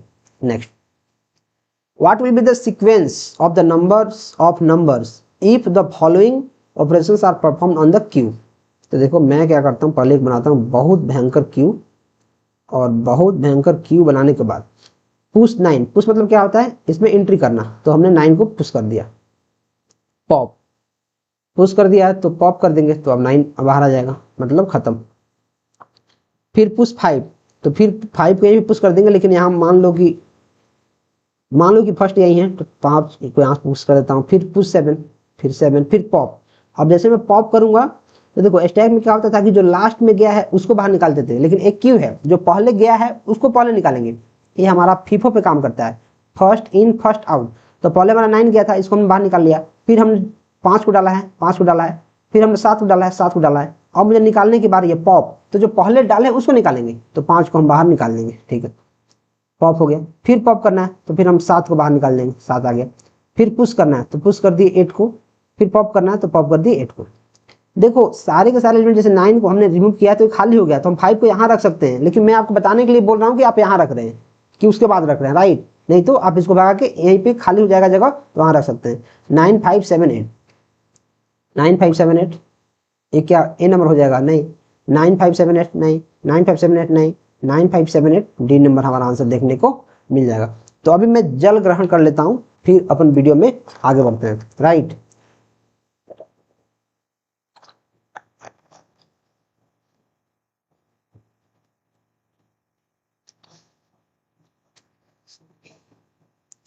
ये हमारा question number 29। In queue data structure this condition means, जो क्यू डेटा स्ट्रक्चर है उसमें इस कंडीशन का क्या मतलब है? Front equal to 2, rear equal to, front equal to 0, rear equal to 2। तो मैं देखो क्या करता हूं, ये हमारा 0 1 2 3 4, फ्रंट का वैल्यू हमारा 0 है, ये हमारा क्या है? फ्रंट, इसको फ्रंट मान लो। और रियर इक्वल टू 2, ये हमारा क्या है? 2 रियर। तो इसका क्या मतलब है? क्या एम्प्टी क्यू है? अगर यहाँ 1 है 2 है 3 है, मतलब फ्रंट वैल्यू पे हमारा 1 है, रियर पे हमारा 3 है, तो क्या हमें एम्प्टी दिख रहा है? नहीं। क्या 1 एलिमेंट क्यू है? क्या इसमें 1 एलिमेंट मुझे दिख रहा है? फ्रंट यहाँ है और रियर यहाँ है, तो क्या इसमें एक ही एलिमेंट मुझे दिख रहा है? नहीं, गलत हो जाएगा। क्या इसमें मुझे 2 एलिमेंट दिख रहा है? नहीं। क्या मुझे इसमें 3 एलिमेंट दिख रहा है? यस। अगर फ्रंट 0 है और रियर 2 है तो इसमें मुझे 3 एलिमेंट दिख रहा है, क्योंकि 0 1 2, 0 पे फ्रंट है, 2 पे रियर है, तो 0 1 2, तो इसमें कितने एलिमेंट है? 3 एलिमेंट है, तो आंसर मुझे 3 देखने को मिलेगा। Next, a linear collection of data elements where the linear node is given by means of pointer is. बोल रहा है कि एक लीनियर कलेक्शन डेटा एलिमेंट्स का, जहां जो लीनियर नोड्स होते हैं वो पॉइंटर के द्वारा दिए जाते हैं, मतलब पॉइंटर के हेल्प से किए जाते हैं। तो क्या वो नोड लिस्ट होता है? ऐसा कुछ होता ही नहीं। क्या प्रिमिटिव सेट होता है? एक है सर। क्या अनऑर्डर लिस्ट होता है? नहीं, तो वो होता है लिंक लिस्ट, पॉइंटर के हेल्प से। पॉइंटर का मतलब यहाँ क्या है, देखो जैसे लिंक लिस्ट है तो यहाँ हमारा होता है डेटा, यहाँ होता है नेक्स्ट पॉइंटर, नेक्स्ट पॉइंटर, और यहाँ होता है प्रीवियस पॉइंटर, प्रीवियस। तो बोल रहा है कि जहां पॉइंटर की हेल्प से करते हैं लीनियर नोड को, तो लिंक लिस्ट की हेल्प से करते हैं। Which of the following application makes use of a circular linked list? बोला है जो सर्कुलर लिंक लिस्ट है, सर्कुलर लिंक लिस्ट से क्या मतलब है? जैसे सपोज कर लो, जैसे मान लो ये लिंक लिस्ट है, मान लो जैसे मान लो ये लिंक लिस्ट है, तो सर्कुलर का क्या मतलब है कि जो लास्ट वाला नोड है वो वापस से फर्स्ट वाले से कनेक्टेड होगा, राइट। तो क्या undo operation in text editor, जो अंडू ऑपरेशन होता है, मतलब एक बार चीजों को लिख देते हैं तो फिर से उसको भगा सकते हैं, मतलब उसको हटा सकते हैं। तो क्या अंडू ऑपरेशन में यूज होता है सर्कुलर लिंक लिस्ट? नहीं, यहाँ तो स्टैक होता है, यहाँ क्या होता है? स्टैक, तो ये तो आंसर नहीं होगा। रिकर्सिव फंक्शन कॉल, क्या रिकर्सिव फंक्शन कॉल में होता है? रिकर्सिव फंक्शन कॉल में क्या होता है? हमारा स्टैक होता है, ये भी नहीं होगा। Allocation CPU to resources, CPU में रिसोर्स को एलोकेट करने में, यस, क्योंकि देखो जो हमारा एल्गोरिदम है राउंड रॉबिन, इसी पर ना काम करता है जी, वो तो सर्कुलर लिंक लिस्ट पे ही काम करता है कि अगर हर एक प्रोसेस को हमने 3 सेकंड दिया है, 3 सेकंड, तो 3 सेकंड के लिए एग्जीक्यूट होगा और फिर से जाके वो पीछे लग जाएगा, एग्जीक्यूट होगा फिर से जाके पीछे लग जाएगा, मतलब सर्कुलर लिंक लिस्ट के पैटर्न पे हमारा काम करता है। इंप्लीमेंट हैश टेबल, नहीं, ये तो हैश टेबल वाला नहीं है, तो इसका आंसर सी हमें देखने को मिल जाएगा। Next, the first link of the node of the list is, first link को हम लोग क्या बोलते हैं? क्या टेल बोलते हैं? ये तो लास्ट वाला बोलते हैं। क्या हेड बोलते हैं? यस। क्या इनिशिएटर बोलते हैं? इनिशिएटर मतलब शुरू वाला, शुरू, इसको नहीं बोलते हैं। इनिशिएटर की जगह पे हम लोग हेड का यूज करते हैं, हेड। क्या टर्मिनेटर बोलते हैं? ये तो टेल हो गया, मतलब लास्ट वाला। तो ये हमारा आंसर देखने को नहीं मिलेगा। आंसर हमारा ए बी हो जाएगा, आंसर हमारा हेड हो जाएगा। What is the extra element known as the head of the node of the link list? बोल रहा है कि जो एक्स्ट्रा एलिमेंट होता है जिसको head of the node of the link list बोलते हैं, उसको क्या बोलते हैं? क्या बेंटिनल होता है? नहीं। क्या कैंटिनल होता है? नहीं। क्या सेंटिनल होता है? यस। इसका आंसर क्या होता है हमारा? कौन क्वेश्चन 33, सेंटिनल होता है। और ये जो सेंटिनल होता है वो क्या हो सकता है? ये हेड भी हो सकता है और टेल भी हो सकता है। किसका? लिंक्ड लिस्ट का। जो लिंक लिस्ट है उसका हेड भी हो सकता है, उसका टेल भी हो सकता है। कौन? सेंटिनल। जो सेंटिनल होता है, यहाँ लिखा है कि head, known as head of the node of the link list, इसको टेल भी बोल सकते हैं, टेल।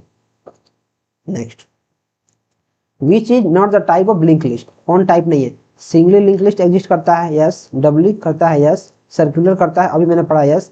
क्या बैलेंस्ड लिंक लिस्ट जैसा कुछ होता है? जो बैलेंस्ड लिंक लिस्ट है ऐसा कुछ होता है? तो आप लोग सर ऐसा मैं तो नहीं जानता हूं, ऐसा नहीं होता। तो इसका आंसर हमारा सी देखने को मिलेगा। Next, what does a link list node not contain?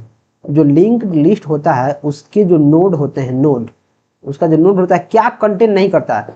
Pointer to the next node, हाँ, pointer to the next node contain करता है, ये तो करता ही है। A pointer to the previous node, हाँ ये करता है, प्रीवियस नोड में ये भी करता है। डेटा कंटेन करता है, यस, इसमें डेटा ही रहता है, कंटेन करता है। A pointer to the link list, ये क्या है सर? ये कंटेन नहीं करता है। तो आई थिंक अगर मैं हर एक ऑप्शन को ऐसे आपको बता रहा हूँ कि कौन सा ऑप्शन सही है, कौन सा ऑप्शन गलत है, तो आप चीजें काफी ज्यादा रिलेट कर पा रहे होंगे और बहुत सारे क्वेश्चंस एक क्वेश्चंस के अंदर ही आप कर पा रहे होंगे, राइट। तो मैं आपको कुछ क्वेश्चंस होमवर्क के लिए दूंगा, आप उसको कमेंट करना है। और अभी तक अगर आपको सेशन समझ में आ रहा है, हमने 35 क्वेश्चन को कर लिया है, हमने आधा सेशन को कर लिया है, right. We have completed 50% of the session and 35 और क्वेश्चंस बाकी है, तो आधा सेशन हमारा कंप्लीट हो गया है। हमें अपने आप को बधाई देनी चाहिए, right. Next, to insert a new node in the link list, free node will be available in. To insert a new node in the link list में न्यू नोड को इंसर्ट करने के लिए जो फ्री नोड होता है वो available होता है कहाँ?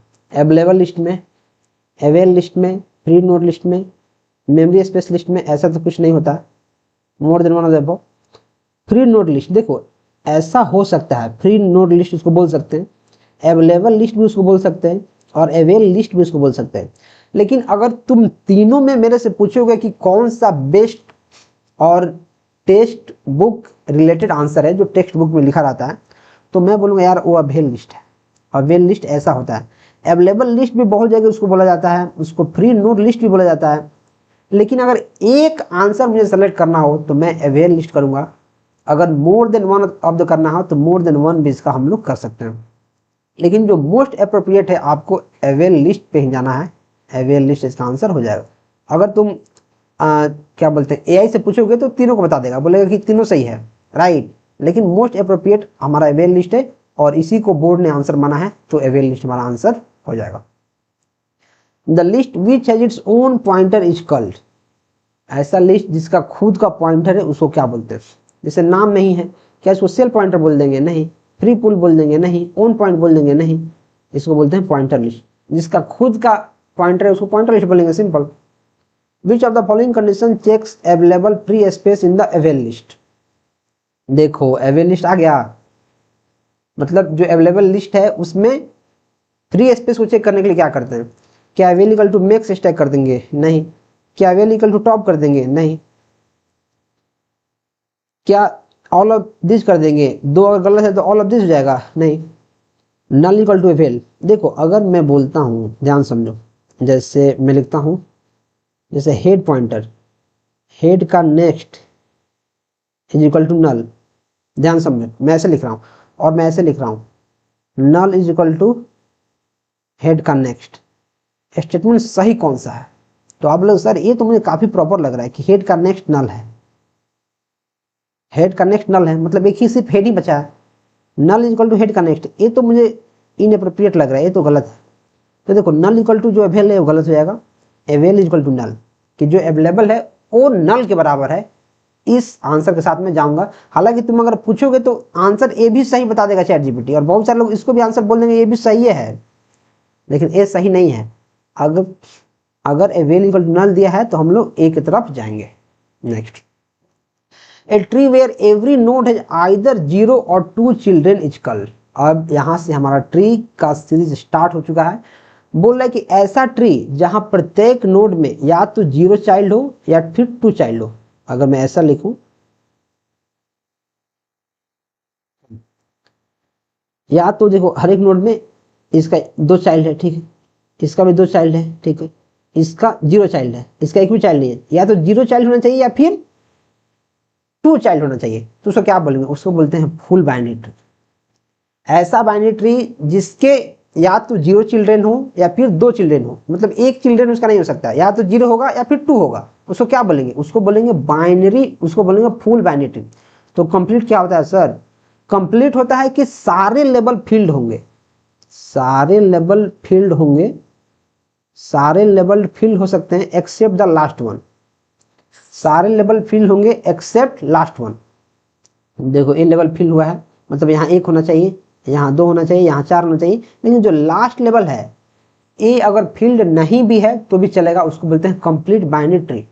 मतलब सारे के सारे लेवल जितने उसमें एलिमेंट्स होते हैं, जिसमें नोड्स होते हैं, वो सारे के सारे रहने चाहिए। बस लास्ट लेवल में ये छूट दी गई है कि वहां अगर सारा का सारा मतलब एलिमेंट फुल नहीं भी है फिर भी चलेगा। परफेक्ट क्या सर, परफेक्ट क्या, परफेक्ट है कि जितने इंटरनल नोड्स होते हैं उनका 2 चिल्ड्रेन होना चाहिए, और all leaves are at the same level होना चाहिए, कि जो भी इंटरनल है, जैसे मैंने यहाँ इनका 2 चिल्ड्रेन होना चाहिए, और जो लीफ नोड है मतलब सबसे लास्ट वाला एलिमेंट वो एक बराबर होना चाहिए। जैसे यहाँ है कि लीफ नोड 1 2 3, 3 लीफ नोड यहाँ है और 1 नोड यहाँ है, तो तीनों बराबर नहीं है, एक लेवल में नहीं है। लेकिन जो परफेक्ट बाइनरी ट्री है उसमें क्या है कि जो इंटरनल नोड है उनके 2 चाइल्ड भी होना चाहिए, और जो लास्ट नोड है मतलब लीफ नोड वो एक बराबर होने चाहिए, इसको बोलते हैं perfect binary tree. Degenerate binary tree, ये क्या होता है, इसको बोलते हैं एस्क्यूड बाइनरी ट्री। ये क्या होता है, या तो ये लेफ्ट साइड में सिर्फ इसका एलिमेंट होगा, लेफ्ट साइड में, या फिर इसका राइट साइड में होगा। मैं उल्टा बोल रहा हूँ, ये है हमारा लेफ्ट साइड, ये है हमारा right side. Degenerate binary tree को बोलते हैं एस्क्यूड बाइनरी ट्री, या तो सारे एलिमेंट लेफ्ट में जाएंगे या फिर सारे एलिमेंट राइट में जाएंगे, उसको बोलते हैं डीजेनरेट या फिर एस्क्यूड बाइनरी ट्री। और लेफ्ट वाले को बोलते हैं लेफ्ट एस्क्यूड और राइट वाले को बोलते हैं right skewed. Next, a tree where every internal node has exactly 2 children nodes and all the leaf nodes are the same level is called। मैंने आपको अभी बताया है कि a tree where every internal node has exactly 2 children, exactly 2 children। तो जैसे मानो ये ट्री है, इसके कुछ इंटरनल नोड बना देता हूँ, ये मैंने इंटरनल नोड बना दिया, इसके 2 चिल्ड्रन है exactly, and all the leaf nodes are the same level. और जितने लीफ नोड हैं जैसे 1 2 3 4, ये सारे के सारे एक लेवल पे हैं, तो उसको क्या बोलते हैं, उसको बोलते हैं परफेक्ट बाइनरी ट्री। उसको क्या बोलते हैं, perfect binary tree. Full binary tree क्या होता है, जिसकी या तो 2 चाइल्ड हो या फिर 0 चाइल्ड हो, ठीक है। कंप्लीट क्या होता है, कंप्लीट बाइनरी ट्री होता है कि सारे लेवल फुल होना चाहिए except the last, except last level, सारे लेवल फुल होना चाहिए एक्सेप्ट लास्ट लेवल, और लास्ट लेवल आपको लेफ्ट टू राइट फील होना चाहिए। डीजेनरेट मैंने आपको बताया है, इसको बोलते हैं एस्क्यूड बाइनरी ट्री, जो लेफ्ट एस्क्यूड और राइट एस्क्यूड बाइनरी ट्री होता है। Next, a tree whose left and right sub tree heights differ by not more than 1। उसका हाइट जो होता है left minus right not differ by more than 1, greater than 1 होना चाहिए, not bye more than 1 मतलब एक से ज्यादा का डिफरेंस नहीं होना चाहिए। मतलब इसका जो डिफरेंस होना चाहिए, difference o minus left minus 1 एक का ही होना चाहिए, left height minus right height का एक का ही डिफरेंस होना चाहिए, उसको बोलते हैं परफेक्ट, उसको बोलते हैं बैलेंस्ड बाइनरी ट्री। उसको क्या बोलते हैं, बैलेंस्ड बाइनरी ट्री। परफेक्ट क्या होता है मैंने आपको बताया है, कंप्लीट क्या होता है मैंने आपको बताया है, फुल क्या होता है मैंने आपको बताया है कि 0 या फिर 2 चाइल्ड इसमें होता है। Next, a tree where all the nodes have either only a left और राइट चाइल्ड इज कॉल्ड। मैंने आपको पहले ही क्वेश्चन में बताया है कि या तो केवल अगर राइट चाइल्ड है राइट चाइल्ड, या तो केवल लेफ्ट चाइल्ड है लेफ्ट चाइल्ड, उसको क्या बोलते हैं, उसको बोलते हैं डीजेनरेट बाइनरी ट्री, या फिर इसी ट्री को हम लोग बोलते हैं एस्क्यूड। स्क्यूड, अगर लेफ्ट है तो लेफ्ट स्क्यूड, राइट है तो राइट स्क्यूड। और फुल बाइनरी ट्री क्या है मैंने आपको बताया है, परफेक्ट क्या होता है मैंने बताया है, बैलेंस्ड क्या होता है मैंने आपको बताया है। और इसके डेफिनेशन को याद कर लो, एग्जाम में डायरेक्ट क्वेश्चन आ जाएगा कि फुल बाइनरी ट्री क्या होता है, उसका डेफिनेशन याद रहना चाहिए। परफेक्ट क्या होता है, बैलेंस्ड क्या होता है, याद रहना चाहिए। बैलेंस्ड क्या होता है कमेंट करो। अभी मैंने आपको बताया है बैलेंस्ड क्या होता है, बिना देखे कमेंट करो कि आपने सीखा है कि नहीं बैलेंस्ड बाइनरी ट्री क्या होता है। Next, a tree where all the levels are filled with nodes except possibly the last level is। अभी मैंने आपको बताया कंप्लीट बाइनरी ट्री होता है, फुल होता है नहीं, परफेक्ट होता है नहीं, डीजेनरेट होता है नहीं, तो क्या होता है कंप्लीट बाइनरी ट्री। सारे लेवल्स फिल होने चाहिए, लास्ट लेवल में छूट दी जाती है, right. A tree that self balance and rotate automatically are known as. क्या फुल बाइनरी ट्री होता है नहीं, क्या कंप्लीट होता है नहीं, क्या बी ट्री होता है नहीं, क्या एबीएल होता है, यस। एबीएल ऐसा ट्री होता है जो सेल्फ बैलेंसिंग बाइनरी ट्री होता है, सेल्फ बैलेंसिंग ट्री होता है जो ऑटोमेटिक रोटेट कर लेता है, राइट। क्या बी ट्री होता है, बी ट्री क्या होता है, बी ट्री ऐसा ट्री होता है जिसकी मल्टीपल पेयर्स होते हैं। जैसे मानो अगर एक यहाँ एलिमेंट है तो इसमें भी बहुत सारे पेयर हो जाएंगे, जैसे 2 3 4 5, फिर यहाँ हो जाएगा, इसमें बहुत सारे एलिमेंट हो जाएंगे, फिर इसमें बहुत सारे एलिमेंट हो जाएंगे, राइट। तो ये हमारा बी ट्री होता है। कंप्लीट बाइनरी ट्री क्या होता है मैंने आपको बताया है, फुल क्या होता है मैंने आपको बताया है। A balanced binary search tree with 2 coloured nodes, 2 colour. क्या फुल बाइनरी ट्री में मैंने कलर की बात की है कहीं, नहीं। क्या रेड ब्लैक हो जाएगा, यस रेड ब्लैक 2 कलर है। क्या एबीएल हो जाएगा, नहीं, ये तो सेल्फ बैलेंसिंग ट्री है जो अपने आप को ऑटोमेटिकली बैलेंस करता है। क्या बी ट्री हो जाएगा, नहीं, बी ट्री क्यों नहीं होगा, क्योंकि इसमें मल्टीपल की होते हैं, राइट, मल्टीपल की। रेड ब्लैक, रेड ब्लैक क्या होता है, इसमें जो रूट होता है, रूट हमेशा ब्लैक होता है, जो रूट होता है हमेशा ब्लैक होता है। और जो रेड नोड होता है, रेड नोड अगर जो होगा उसके, अगर रेड नोड कोई है तो उसका जो चाइल्ड होगा, चाइल्ड वो रेड नहीं होगा। मतलब 2 कंसेक्यूटिव नोड एक कलर का नहीं हो सकता है। अगर रेड नोड आपका रूट, अगर रेड नोड आपका रूट के बाद वाला कोई नोड है तो उसके फिर बाद वाला रेड नहीं हो सकता है, उसको ब्लैक होना पड़ेगा। एक साथ 2 रेड नहीं हो सकते, एक साथ 2 ब्लैक नहीं हो सकते। और जो रूट होगा वो हमेशा के हमेशा ब्लैक ही होगा। जो रूट नोड होगा वो हमेशा हमेशा क्या होगा, हमेशा हमेशा ब्लैक होगा, right. Next, a tree where every node contains multiple keys. मैंने आपको बताया है कि कोई ट्री है जिसमें मल्टीपल कीज हर एक नोड स्टोर कर रहा है, उसको मैं क्या बोला हूँ, उसको मैं बोला हूँ बी ट्री। क्या रेड ब्लैक हो जाएगा, नहीं। क्या एबीएल हो जाएगा, नहीं। कंप्लीट मैंने आपको बता दिया है, बाइनरी मैंने आपको बता दिया है। Next, in the dash tree A node can have either 0 और maximum n number of nodes. देखो ऐसा ट्री है जिसके नोड्स में 0 चिल्ड्रन भी हो सकता है, मतलब कुछ भी नहीं हो सकता है, और बहुत सारा चिल्ड्रन भी हो सकता है, बहुत सारा। इसको क्या बोलते हैं, बाइनरी ट्री बोलते हैं, नहीं। बाइनरी सर्च ट्री बोलते हैं, नहीं। बैलेंस ट्री बोलते हैं। बैलेंस में इतना क्या करने आएगा, इसको बोलते हैं जनरल ट्री। इसको क्या बोलते हैं, जनरल, जिसमें या तो 0 इसके नोड्स में एलिमेंट हो सकते हैं या फिर मैक्सिमम जितने भी हो सकते हैं n नंबर हो सकते हैं। बाइनरी ट्री में क्या होता है, सिर्फ 2 ही हो सकता है। बाइनरी सर्च ट्री में क्या होता है कि ये तो कंडीशन को फुलफिल करता है कि जो इसके लेफ्ट में जो ट्री है वो रूट से कम होना चाहिए और जो राइट में है वो रूट से ज्यादा होना चाहिए। इसके बारे में हम लोग भी पढ़ेंगे आगे। बैलेंस्ड है, नहीं, तो इसका आंसर डी हमको देखने को मिल जाएगा। Next, in a binary tree at most 2 child node means. At most एक होता है ऑलमोस्ट, ऑलमोस्ट एक होता है अटमोस्ट। अटमोस्ट मतलब मैक्सिमम, और ऑलमोस्ट मतलब होता है जैसे almost everything, almost I know almost everything, मैं मतलब मैक्सिमम सारी चीज जानता हूँ, राइट। तो यहां लिखा है अटमोस्ट मतलब अपर लिमिट तक। 2 चाइल्ड में कितना हो सकता है, अपर लिमिट तक। अटमोस्ट मतलब तक, अपर लिमिट, या तो 0 हो सकता है, फिर 1 हो सकता है, या फिर 2 हो सकता है, क्योंकि अपर लिमिट हमारा 2 दिया है। तो ओनली 2 नोड्स, नहीं। ओनली 0, नहीं। ओनली 1, नहीं। मोर देन 2, नहीं। 0 1 2 स्पेसिफिक हमारा आंसर देखने को मिल जाएगा। और एक होता है एटलीस्ट, एटलीस्ट, एटलीस्ट मतलब कम से कम। जैसे एटलीस्ट 1 बोला जा रहा है तो कम से कम 1 तो रहेगा ही, ज्यादा भी रह सकता है, कम से कम 1 चाहिए। एटलीस्ट मतलब कम से कम 1 चाहिए, कम से कम 1 मतलब ज्यादा से ज्यादा और भी हो सकता है, right. Next, in this tree left nodes contain lesser value than the root nodes and the right nodes contain more value than the root nodes। जैसे मानो यहाँ 10 है तो इसके लेफ्ट नोड में जैसे मानो यहाँ 9 है, फिर यहाँ 8 है, राइट। और जो इसके राइट नोड है, सपोज कर लो यहाँ 15 है, तो यहाँ 11 है, फिर यहाँ 16 है। बोला कि जो इसके लेफ्ट वाले नोड्स होंगे जितने, वो सब रूट से कम होंगे। इसके राइट में जितने भी नोड्स होंगे वो सारे रूट से ज्यादा होंगे। इसको क्या बोलते हैं? क्या इसको जनरल ट्री बोलते हैं? नहीं। जनरल ट्री में क्या होता है कि n नंबर ऑफ एलिमेंट्स हो सकते हैं, नोड्स हो सकते हैं, उसको बाइनरी सर्च ट्री बोलते हैं। यस, इसको बोलते हैं बाइनरी सर्च ट्री। क्या इसको एबीएल बोलते हैं? नहीं। एबीएल क्या होता है? ये तो सेल्फ बैलेंसिंग ट्री है जो ऑटोमेटिक अपने आप को बैलेंस करता है। क्या बी ट्री है? नहीं, इसमें तो मल्टीपल की होते हैं। इसको बोलते हैं बाइनरी सर्च ट्री, जिसका जो रूट नोड होता है वो लेफ्ट सब ट्री के सारे एलिमेंट से बड़ा होता है, और जो राइट सब ट्री होता है उसके सारे एलिमेंट रूट से बड़े होते हैं, right. Next, the post order traversal of the binary tree इतना इतना find its pre order traversal. देखो, तो हमारे पास है D E B F C A. बोला कि इसका जो पोस्ट ऑर्डर ट्रावर्सल दिया गया इतना। पोस्ट ऑर्डर, पोस्ट मतलब क्या होता है? मैंने आपको पहले ही बताया, पोस्ट मतलब होता है बाद में।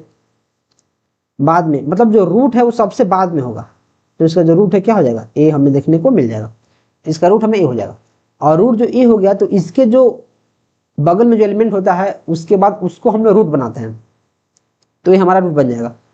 तो ये हमारा क्या हो जाएगा? रूट बन जाएगा। तो मैं क्या करूंगा, अब इसके जो राइट सब ट्री होंगे उसमें हमारा सी हो जाएगा, और इसका जो है ए हो गया, सी हो गया, और बाकी ये सारे हमारा लेफ्ट सब ट्री में आ जाएंगे।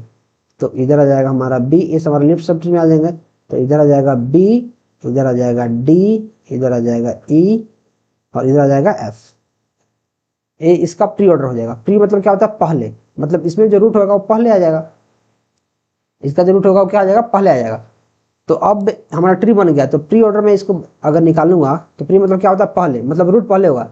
तो रूट फिर लेफ्ट, लेफ्ट में जाओगे तो फिर रूट फिर लेफ्ट। तो रूट लेफ्ट, लेफ्ट फिर लेफ्ट में जाओगे तो फिर रूट। देखो यहाँ रूट फिर लेफ्ट, फिर यहाँ जाओगे तो रूट हो गया, रूट तो फिर लेफ्ट, तो रूट लेफ्ट और राइट, यहाँ ई हो गया।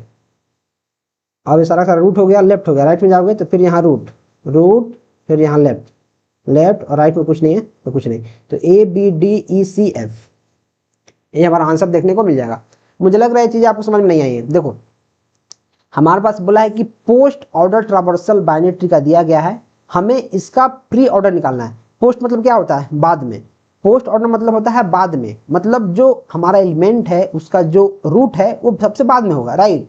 तो जो ए है सबसे बाद में है, जो ए है यहाँ वो सबसे बाद में है, मतलब जो ए है वो रूट बन जाएगा, राइट। जब ए रूट बन गया तो उसके कुछ एलिमेंट्स हमारे लेफ्ट में होते हैं रूट के, और कुछ एलिमेंट्स हमारे राइट में होते हैं। लेकिन ए हमें पता नहीं चलता है कि कितने एलिमेंट्स लेफ्ट में होंगे और कितने एलिमेंट्स राइट में होंगे, राइट। ये हमको पता नहीं चलता है।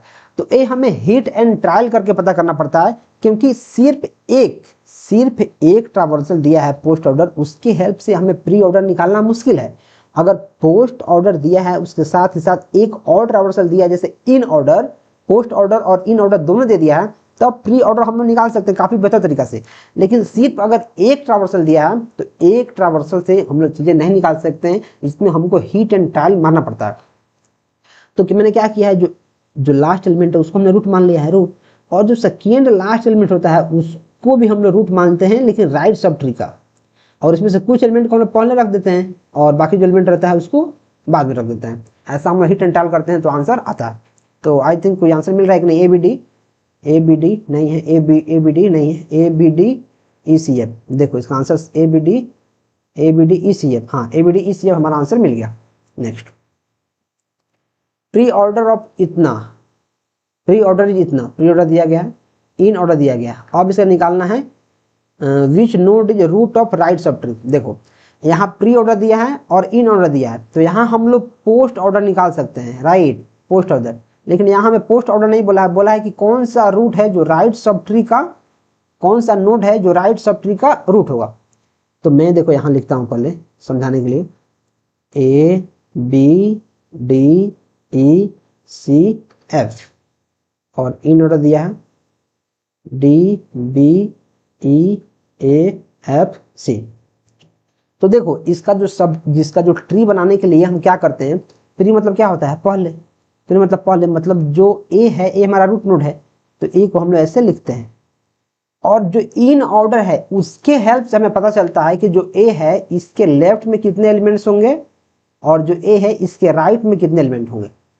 तो जो A है इसके लेफ्ट में हमारे 3 एलिमेंट्स आएंगे और जो A है उसके राइट में हमारे 2 एलिमेंट आएंगे। तो देखो यहाँ अगर 2 हमारे पास ट्रावर्सल दिया है, प्री और इन, तो हम काफी अच्छा से पता कर पाएंगे कि लेफ्ट में कितने एलिमेंट होगा, राइट में कितना होगा। लेकिन यहीं तुम अगर पीछे जाओगे तो यहाँ देखो सिर्फ पोस्ट ऑर्डर दिया था, पोस्ट ऑर्डर। तो सिर्फ एक ऑर्डर देने से पता थोड़ी चलेगा कि जो हमारा रूट तो पता चल जा रहा है कि ए है, तो ए के लेफ्ट में कौन कौन से एलिमेंट है, ए के राइट में कौन कौन से एलिमेंट है, कितने एलिमेंट है, वो तो पता चलेगा ही नहीं। तो उस समय आपको हिट एंड ट्रायल मारना पड़ेगा। लेकिन जो क्वेश्चन नंबर 51 है इसमें दे रखा है, इसमें 2 ऑर्डर दिया है, प्री ऑर्डर और इन ऑर्डर, तो इसको हम लोग कर सकते हैं। तो हमने क्या किया, पहले ए को रूट बनाया है, ए को, तो ए को हमने यहाँ लिख दिया। अब ए के बाद जैसे मैं ट्रावर्स करूंगा, मैं देखूंगा यहाँ बी है, तो अब मैं बी को रूट बनाऊंगा। तो ये जो तीनों एलिमेंट है इसमें हमारा बी रूट बनेगा पहले, क्योंकि पहले इधर बी आ रहा है।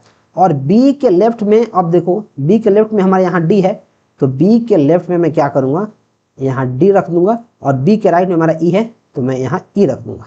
ठीक है, तो ए बी डी ई ये सारा रूट बन गया, ए बन गया रूट, बी डी ई ये सारे के सारे रूट बन गए। अब बारी आया हमारा सी का, अब सी रूट बनेगा। तो सी को हमने रूट बना दिया है और सी जो है उसके लेफ्ट में हमारा एफ पड़ रहा है, तो सी रूट बन गया। अब एफ बाकी है, तो सी के लेफ्ट में मैं एफ बना दूंगा। तो अब क्वेश्चन क्या है कि which node is root of right सब ट्री, जो राइट सब ट्री हमारा ए है इसका रूट कौन है। तो इसका रूट मुझे सी दिख रहा है, सी, तो आंसर हमें सी देखने को मिल जाएगा। तो आई थिंक अभी आपको समझ में आया होगा कि प्री ऑर्डर दिया रहता है, इन ऑर्डर दिया रहता है, कम से कम 2 ऑर्डर दिया रहेगा तो तीसरा ऑर्डर काफी आसानी से निकल जाएगा। सिर्फ अगर एक ऑर्डर दिया है तो निकालना थोड़ा सा मुश्किल है, हिट एंड ट्रायल मारना पड़ेगा या फिर एग्जाम में क्वेश्चन को छोड़ के आना पड़ेगा। Right, next, A binary tree whose every node has either 0 or 2 children is called। या तो 0 हो या फिर 2 चिल्ड्रेन, उसको क्या बोलते हैं, कंप्लीट बोलते हैं, नहीं। क्या बाइनरी सर्च ट्री बोलते हैं, नहीं। क्या एक्सटेंडेड बाइनरी ट्री बोलते हैं, यस, इसको क्या बोलते हैं, एक्सटेंडेड बाइनरी ट्री। इसके डेफिनेशन को याद कर लो। बोला कि ऐसा बाइनरी ट्री जिसका हर एक नोड या तो 0 हो या 2 चिल्ड्रेन हो, उसको क्या बोलते हैं, उसको बोलते हैं एक्सटेंडेड बाइनरी ट्री।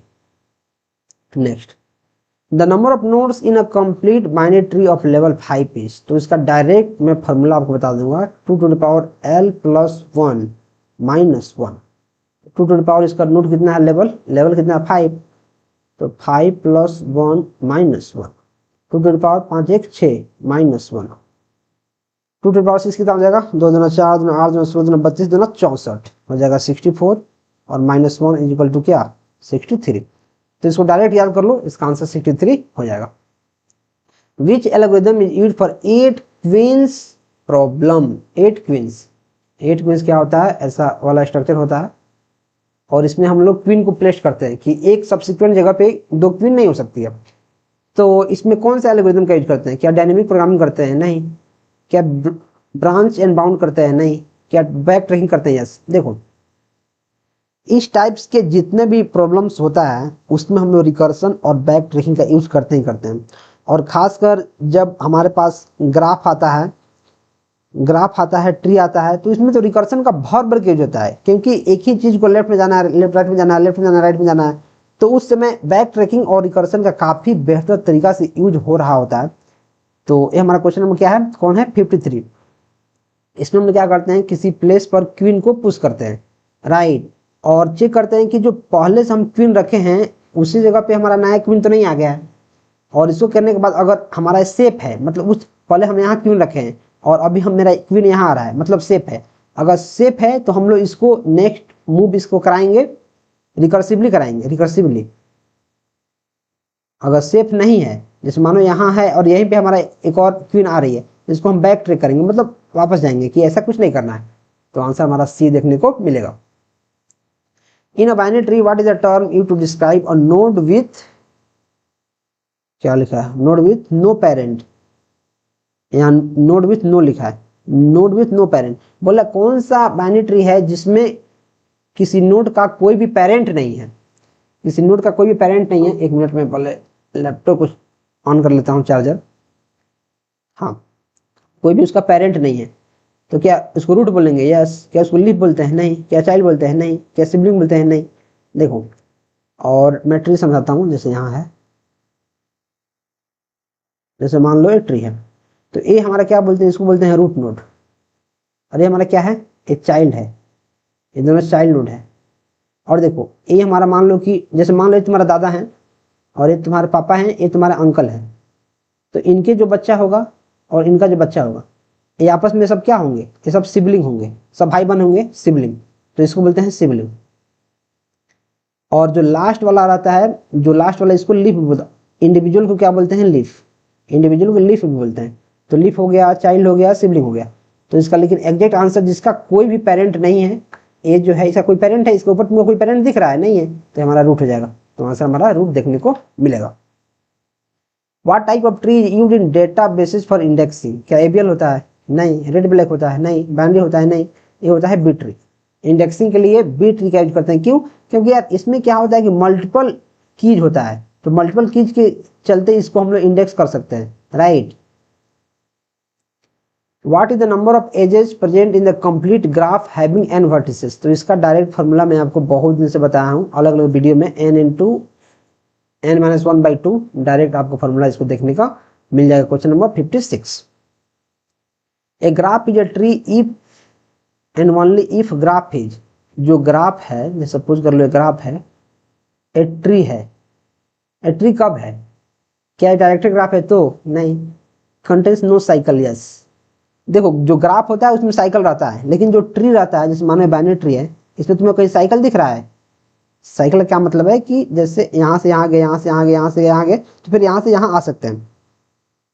तो ग्राफ में तो ट्री रहता है, लेकिन जो ग्राफ है उसको हम लोग ट्री कब मानेंगे? जब उसमें साइकिल ही नहीं रहेगा, राइट। अगर साइकिल रहेगा तब तो ग्राफ ही है। तो मैं क्या करूंगा? उसमें साइकिल को मार भगाऊंगा। जब साइकिल को आप उसमें से भगा दोगे, साइकिल नहीं रहेगा, तो हमारा क्या हो जाएगा? वो ग्राफ हमारा ट्री बन जाएगा। Which algorithm is used to find the shortest path in weighted graph? क्या वो क्रुस्कल एल्गोरिदम होता है, फ्लोयड वार्सल एल्गोरिदम, डिजिट-कस्त्रा एल्गोरिदम और मोर देन वन? तो इसको मैं बताता हूँ। जो डिजिट-कस्त्रा एल्गोरिदम होता है, जो बेलमैन एल्गोरिदम होता है और जो फ्लोयड वार्सल एल्गोरिदम होता है, इन तीनों एल्गोरिदम के हेल्प से हम लोग shortest path in weighted graph निकाल सकते हैं। वेटेड ग्राफ का क्या मतलब है? जैसे मानो यहाँ कोई एलिमेंट है, यहाँ कोई एलिमेंट है अगर, तो इसके जो एजेस होते हैं उनका कुछ वेट होता है, इसको बोलते हैं वेटेड ग्राफ। तो कौन कौन से ऐसे एल्गोरिदम हैं जिसके हेल्प से हम लोग शॉर्टेस्ट पाथ फाइंड आउट करते हैं? डिजिट-कस्त्रा एल्गोरिदम, यस। बेलमैन फोल्ड, क्या बेलमैन इसमें है? नहीं, बेलमैन इसमें नहीं है। फ्लोयड वार्सल है? हाँ, फ्लोयड वार्सल है। तो क्रुस्कल है? नहीं, क्रुस्कल नहीं। तो हमारा क्या हो जाएगा? More than one of the above, इसका आंसर देखने को मिल जाएगा। अब आप बोलेगे भैया यार कैसे पता चलेगा कि जो फ्लोयड वार्सल एल्गोरिदम है वो शॉर्टेस्ट पाथ को फाइंड आउट करता है? तो मैं बोलूंगा देखो, पता नहीं चलता है, इसको करना पड़ता है याद। इसको याद करना पड़ता है। कैसे? ऐसे याद करो, Floyd Warshall algorithm shortest path, Floyd Warshall algorithm shortest path, Floyd Warshall algorithm shortest path. 3 बार 4 बार 5 बार पढ़ो, सबको याद कर लो, इसको याद करना पड़ता है। Next, which algorithm is used to find a minimum spanning tree and graph? इसमें भी हमारे पास 2 एल्गोरिदम देखने को मिलते हैं।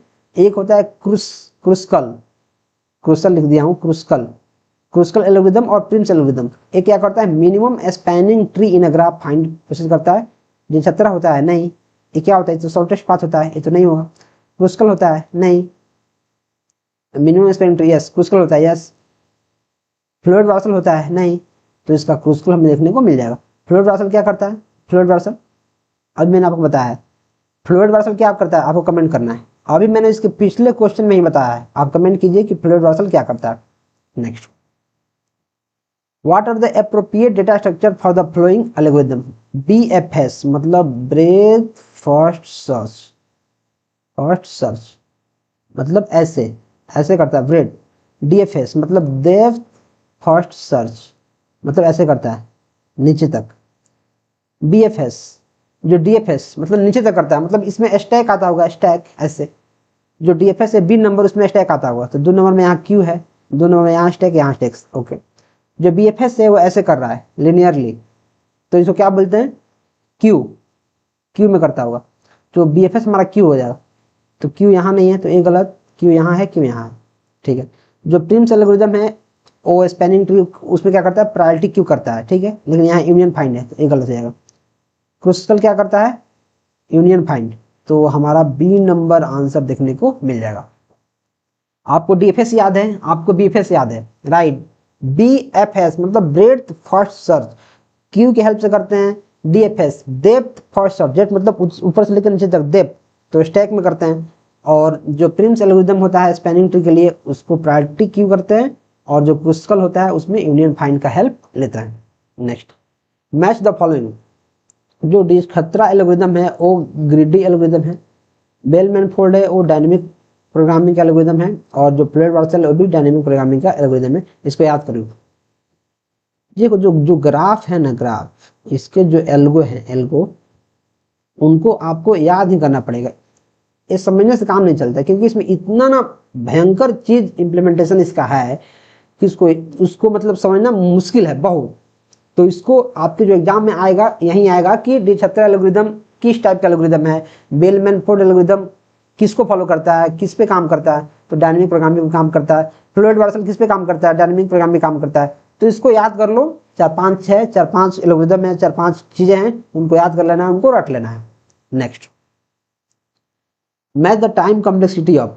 तो जो डिजक्स्ट्रा एल्गोरिथम होता है उसका टाइम कॉम्प्लेक्सिटी होता है O ऑफ, ये तो बिग O है, omega of, big O of क्या होता है, बिग O बोलते हैं इसको, बिग O ऑफ E मतलब एजेज, लॉग B मतलब वर्टिसेस, वैसे ही vertices edges, vertices edges, vertices edges और वर्टिसेस।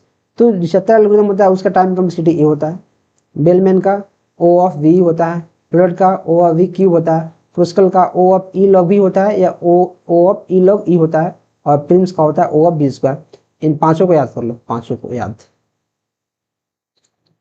इन सबको याद करना पड़ेगा क्योंकि डायरेक्ट क्वेश्चन इसे बनते हैं। डायरेक्ट मतलब डायरेक्ट यहां से उठ के आ जाएगा कि क्रुस्कल एल्गोरिथम का टाइम कॉम्प्लेक्सिटी क्या है। ऑप्शन में ए भी रहेगा, ऑप्शन में ए भी रहेगा, और रहेगा बोथ भी रहेगा, और रहेगा नन भी रहेगा। तो जिसको याद है वही ना इसको मारेगा। इसमें थोड़ी है कि मैं इसको बना लूंगा, ये पोस्ट ऑर्डर इन ऑर्डर थोड़ी है कि मैं इसको हिट एंड ट्रायल मारता रहूंगा क्या होगा। तो अगर याद नहीं है तो आंसर गलत होगा, सिंपल सी बात है। Next, the travelling salesman problem can be solved using, किसके हेल्प से सॉल्व करते हैं, क्या स्पैनिंग ट्री से। अभी इसके पहले हमने स्पैनिंग ट्री के बारे में पढ़ा, तो क्या उसमें कहीं हमने ट्रेवलिंग सेल्समैन पढ़ा है, नहीं। क्या मिनिमम स्पैनिंग ट्री हो सकता है, पता नहीं, हो भी सकता है। क्या बेल-मैनफोर्ड हो सकता है। तो 63 जो है उसका आंसर आपको देखने को मिलेगा क्या, बेल-मैनफोर्ड एल्गोरिथम। DFS और BFS तो होगा नहीं, ये तो हमारा हो जाएगा क्यू के लिए, और ये हो जाएगा हमारा स्टैक के लिए, राइट। ये दोनों तो होने वाला नहीं है, ये दोनों खत्म। स्पैनिंग ट्री के बारे में हमने पढ़ा है, लेकिन उसमें ट्रेवलिंग सेल्स के मैंने नहीं पढ़ा है, खत्म। मिनिमम स्पैनिंग ट्री नहीं, इसमें मिनिमम स्पैनिंग ट्री में क्या होता है, क्रुस्कल और प्रिम्स।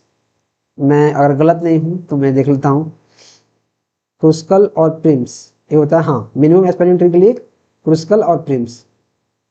तो देखो मिनिमम स्पैनिंग ट्री के लिए कौन सा एल्गोरिथम है, क्रुस्कल और प्रिम्स एल्गोरिथम, ये दोनों मिनिमम स्पैनिंग ट्री के लिए है। तो ट्रेवलिंग सेल्समैन कैसे सॉल्व होगा, बेल-मैनफोर्ड एल्गोरिथम के हेल्प से। What is the worst case time complexity of the hash table for search, insert and delete. तो जो हैश टेबल होता है उसका अगर मैं बेस्ट केस की बात करूं, बेस्ट केस, तो सर्चिंग हो गया, इंसर्शन हो गया, डिलीशन हो गया, वो O ऑफ 1 में कर देता है, राइट। ये बेस्ट केस की बात हो रही है। वर्स्ट केस में क्या करता है, वो O ऑफ n टाइम ले लेता है, O ऑफ n टाइम ले लेता है। तो O ऑफ log n लेता है, नहीं। O ऑफ 1 लेता है, नहीं। मोर देन 1 लेगा, नहीं। O ऑफ n हमारा टाइम ले लेता है, राइट। नेक्स्ट, और ये है आज की वीडियो का हमारा लास्ट क्वेश्चन। इस क्वेश्चन को करना आसान नहीं है, लेकिन मैं आपको काफी भयंकर ट्रिक बता देता हूं इस वीडियो में इस क्वेश्चन के लिए, ताकि आप किसी भी क्वेश्चन को कर पाए। बोल रहा है which is stable sorting algorithm. बहुत सारा सॉर्टिंग एल्गोरिथम है, यहाँ मैंने कुछ लिस्ट किया है, और भी सॉर्टिंग एल्गोरिथम होगा जो आप यहाँ नीचे लिस्ट कर सकते हैं। तो बोल रहा है कौन सा स्टेबल है, तो स्टेबल के लिए मैंने एक रामबाण फॉर्मूला बना दिया है, माइक RBB, इसको याद कर लो। माइक RBB माइक RBB, ये सारे के सारे जो कैरेक्टर इसमें आ रहा है वो सारे के सारे स्टेबल हैं, स्टेबल। माइक RBB, सारे के सारे माइक RBB याद कर लो, माइक RBB याद कर लो, स्टेबल है। इसके अलावा कोई भी है वो अनस्टेबल है। आपसे एग्जाम में पूछ देगा जो क्विक सॉर्ट है वो स्टेबल एल्गोरिथम है कि अनस्टेबल है, तो आपको याद है कि माइक RBB, तो M से क्या होता है merge sort, merge sort, I से इंसर्शन सॉर्ट, C से काउंटिंग सॉर्ट, R से रेडिक्स सॉर्ट, B से बकेट सॉर्ट और एक और B से बबल सॉर्ट। जितना मैंने टिक मारा है वो सारे के सारे हैं स्टेबल, और इसके अलावा कोई भी एल्गोरिथम है जो यहाँ लिखा गया है सॉर्टिंग या फिर नहीं लिखा गया है वो सारे के सारे अनस्टेबल हैं। तो आप याद रखना mike RBB, MIC mike RBB stable है, बाकी सारे के सारे अनस्टेबल है। इसको याद कर लो, याद। Next, thank you. और मैं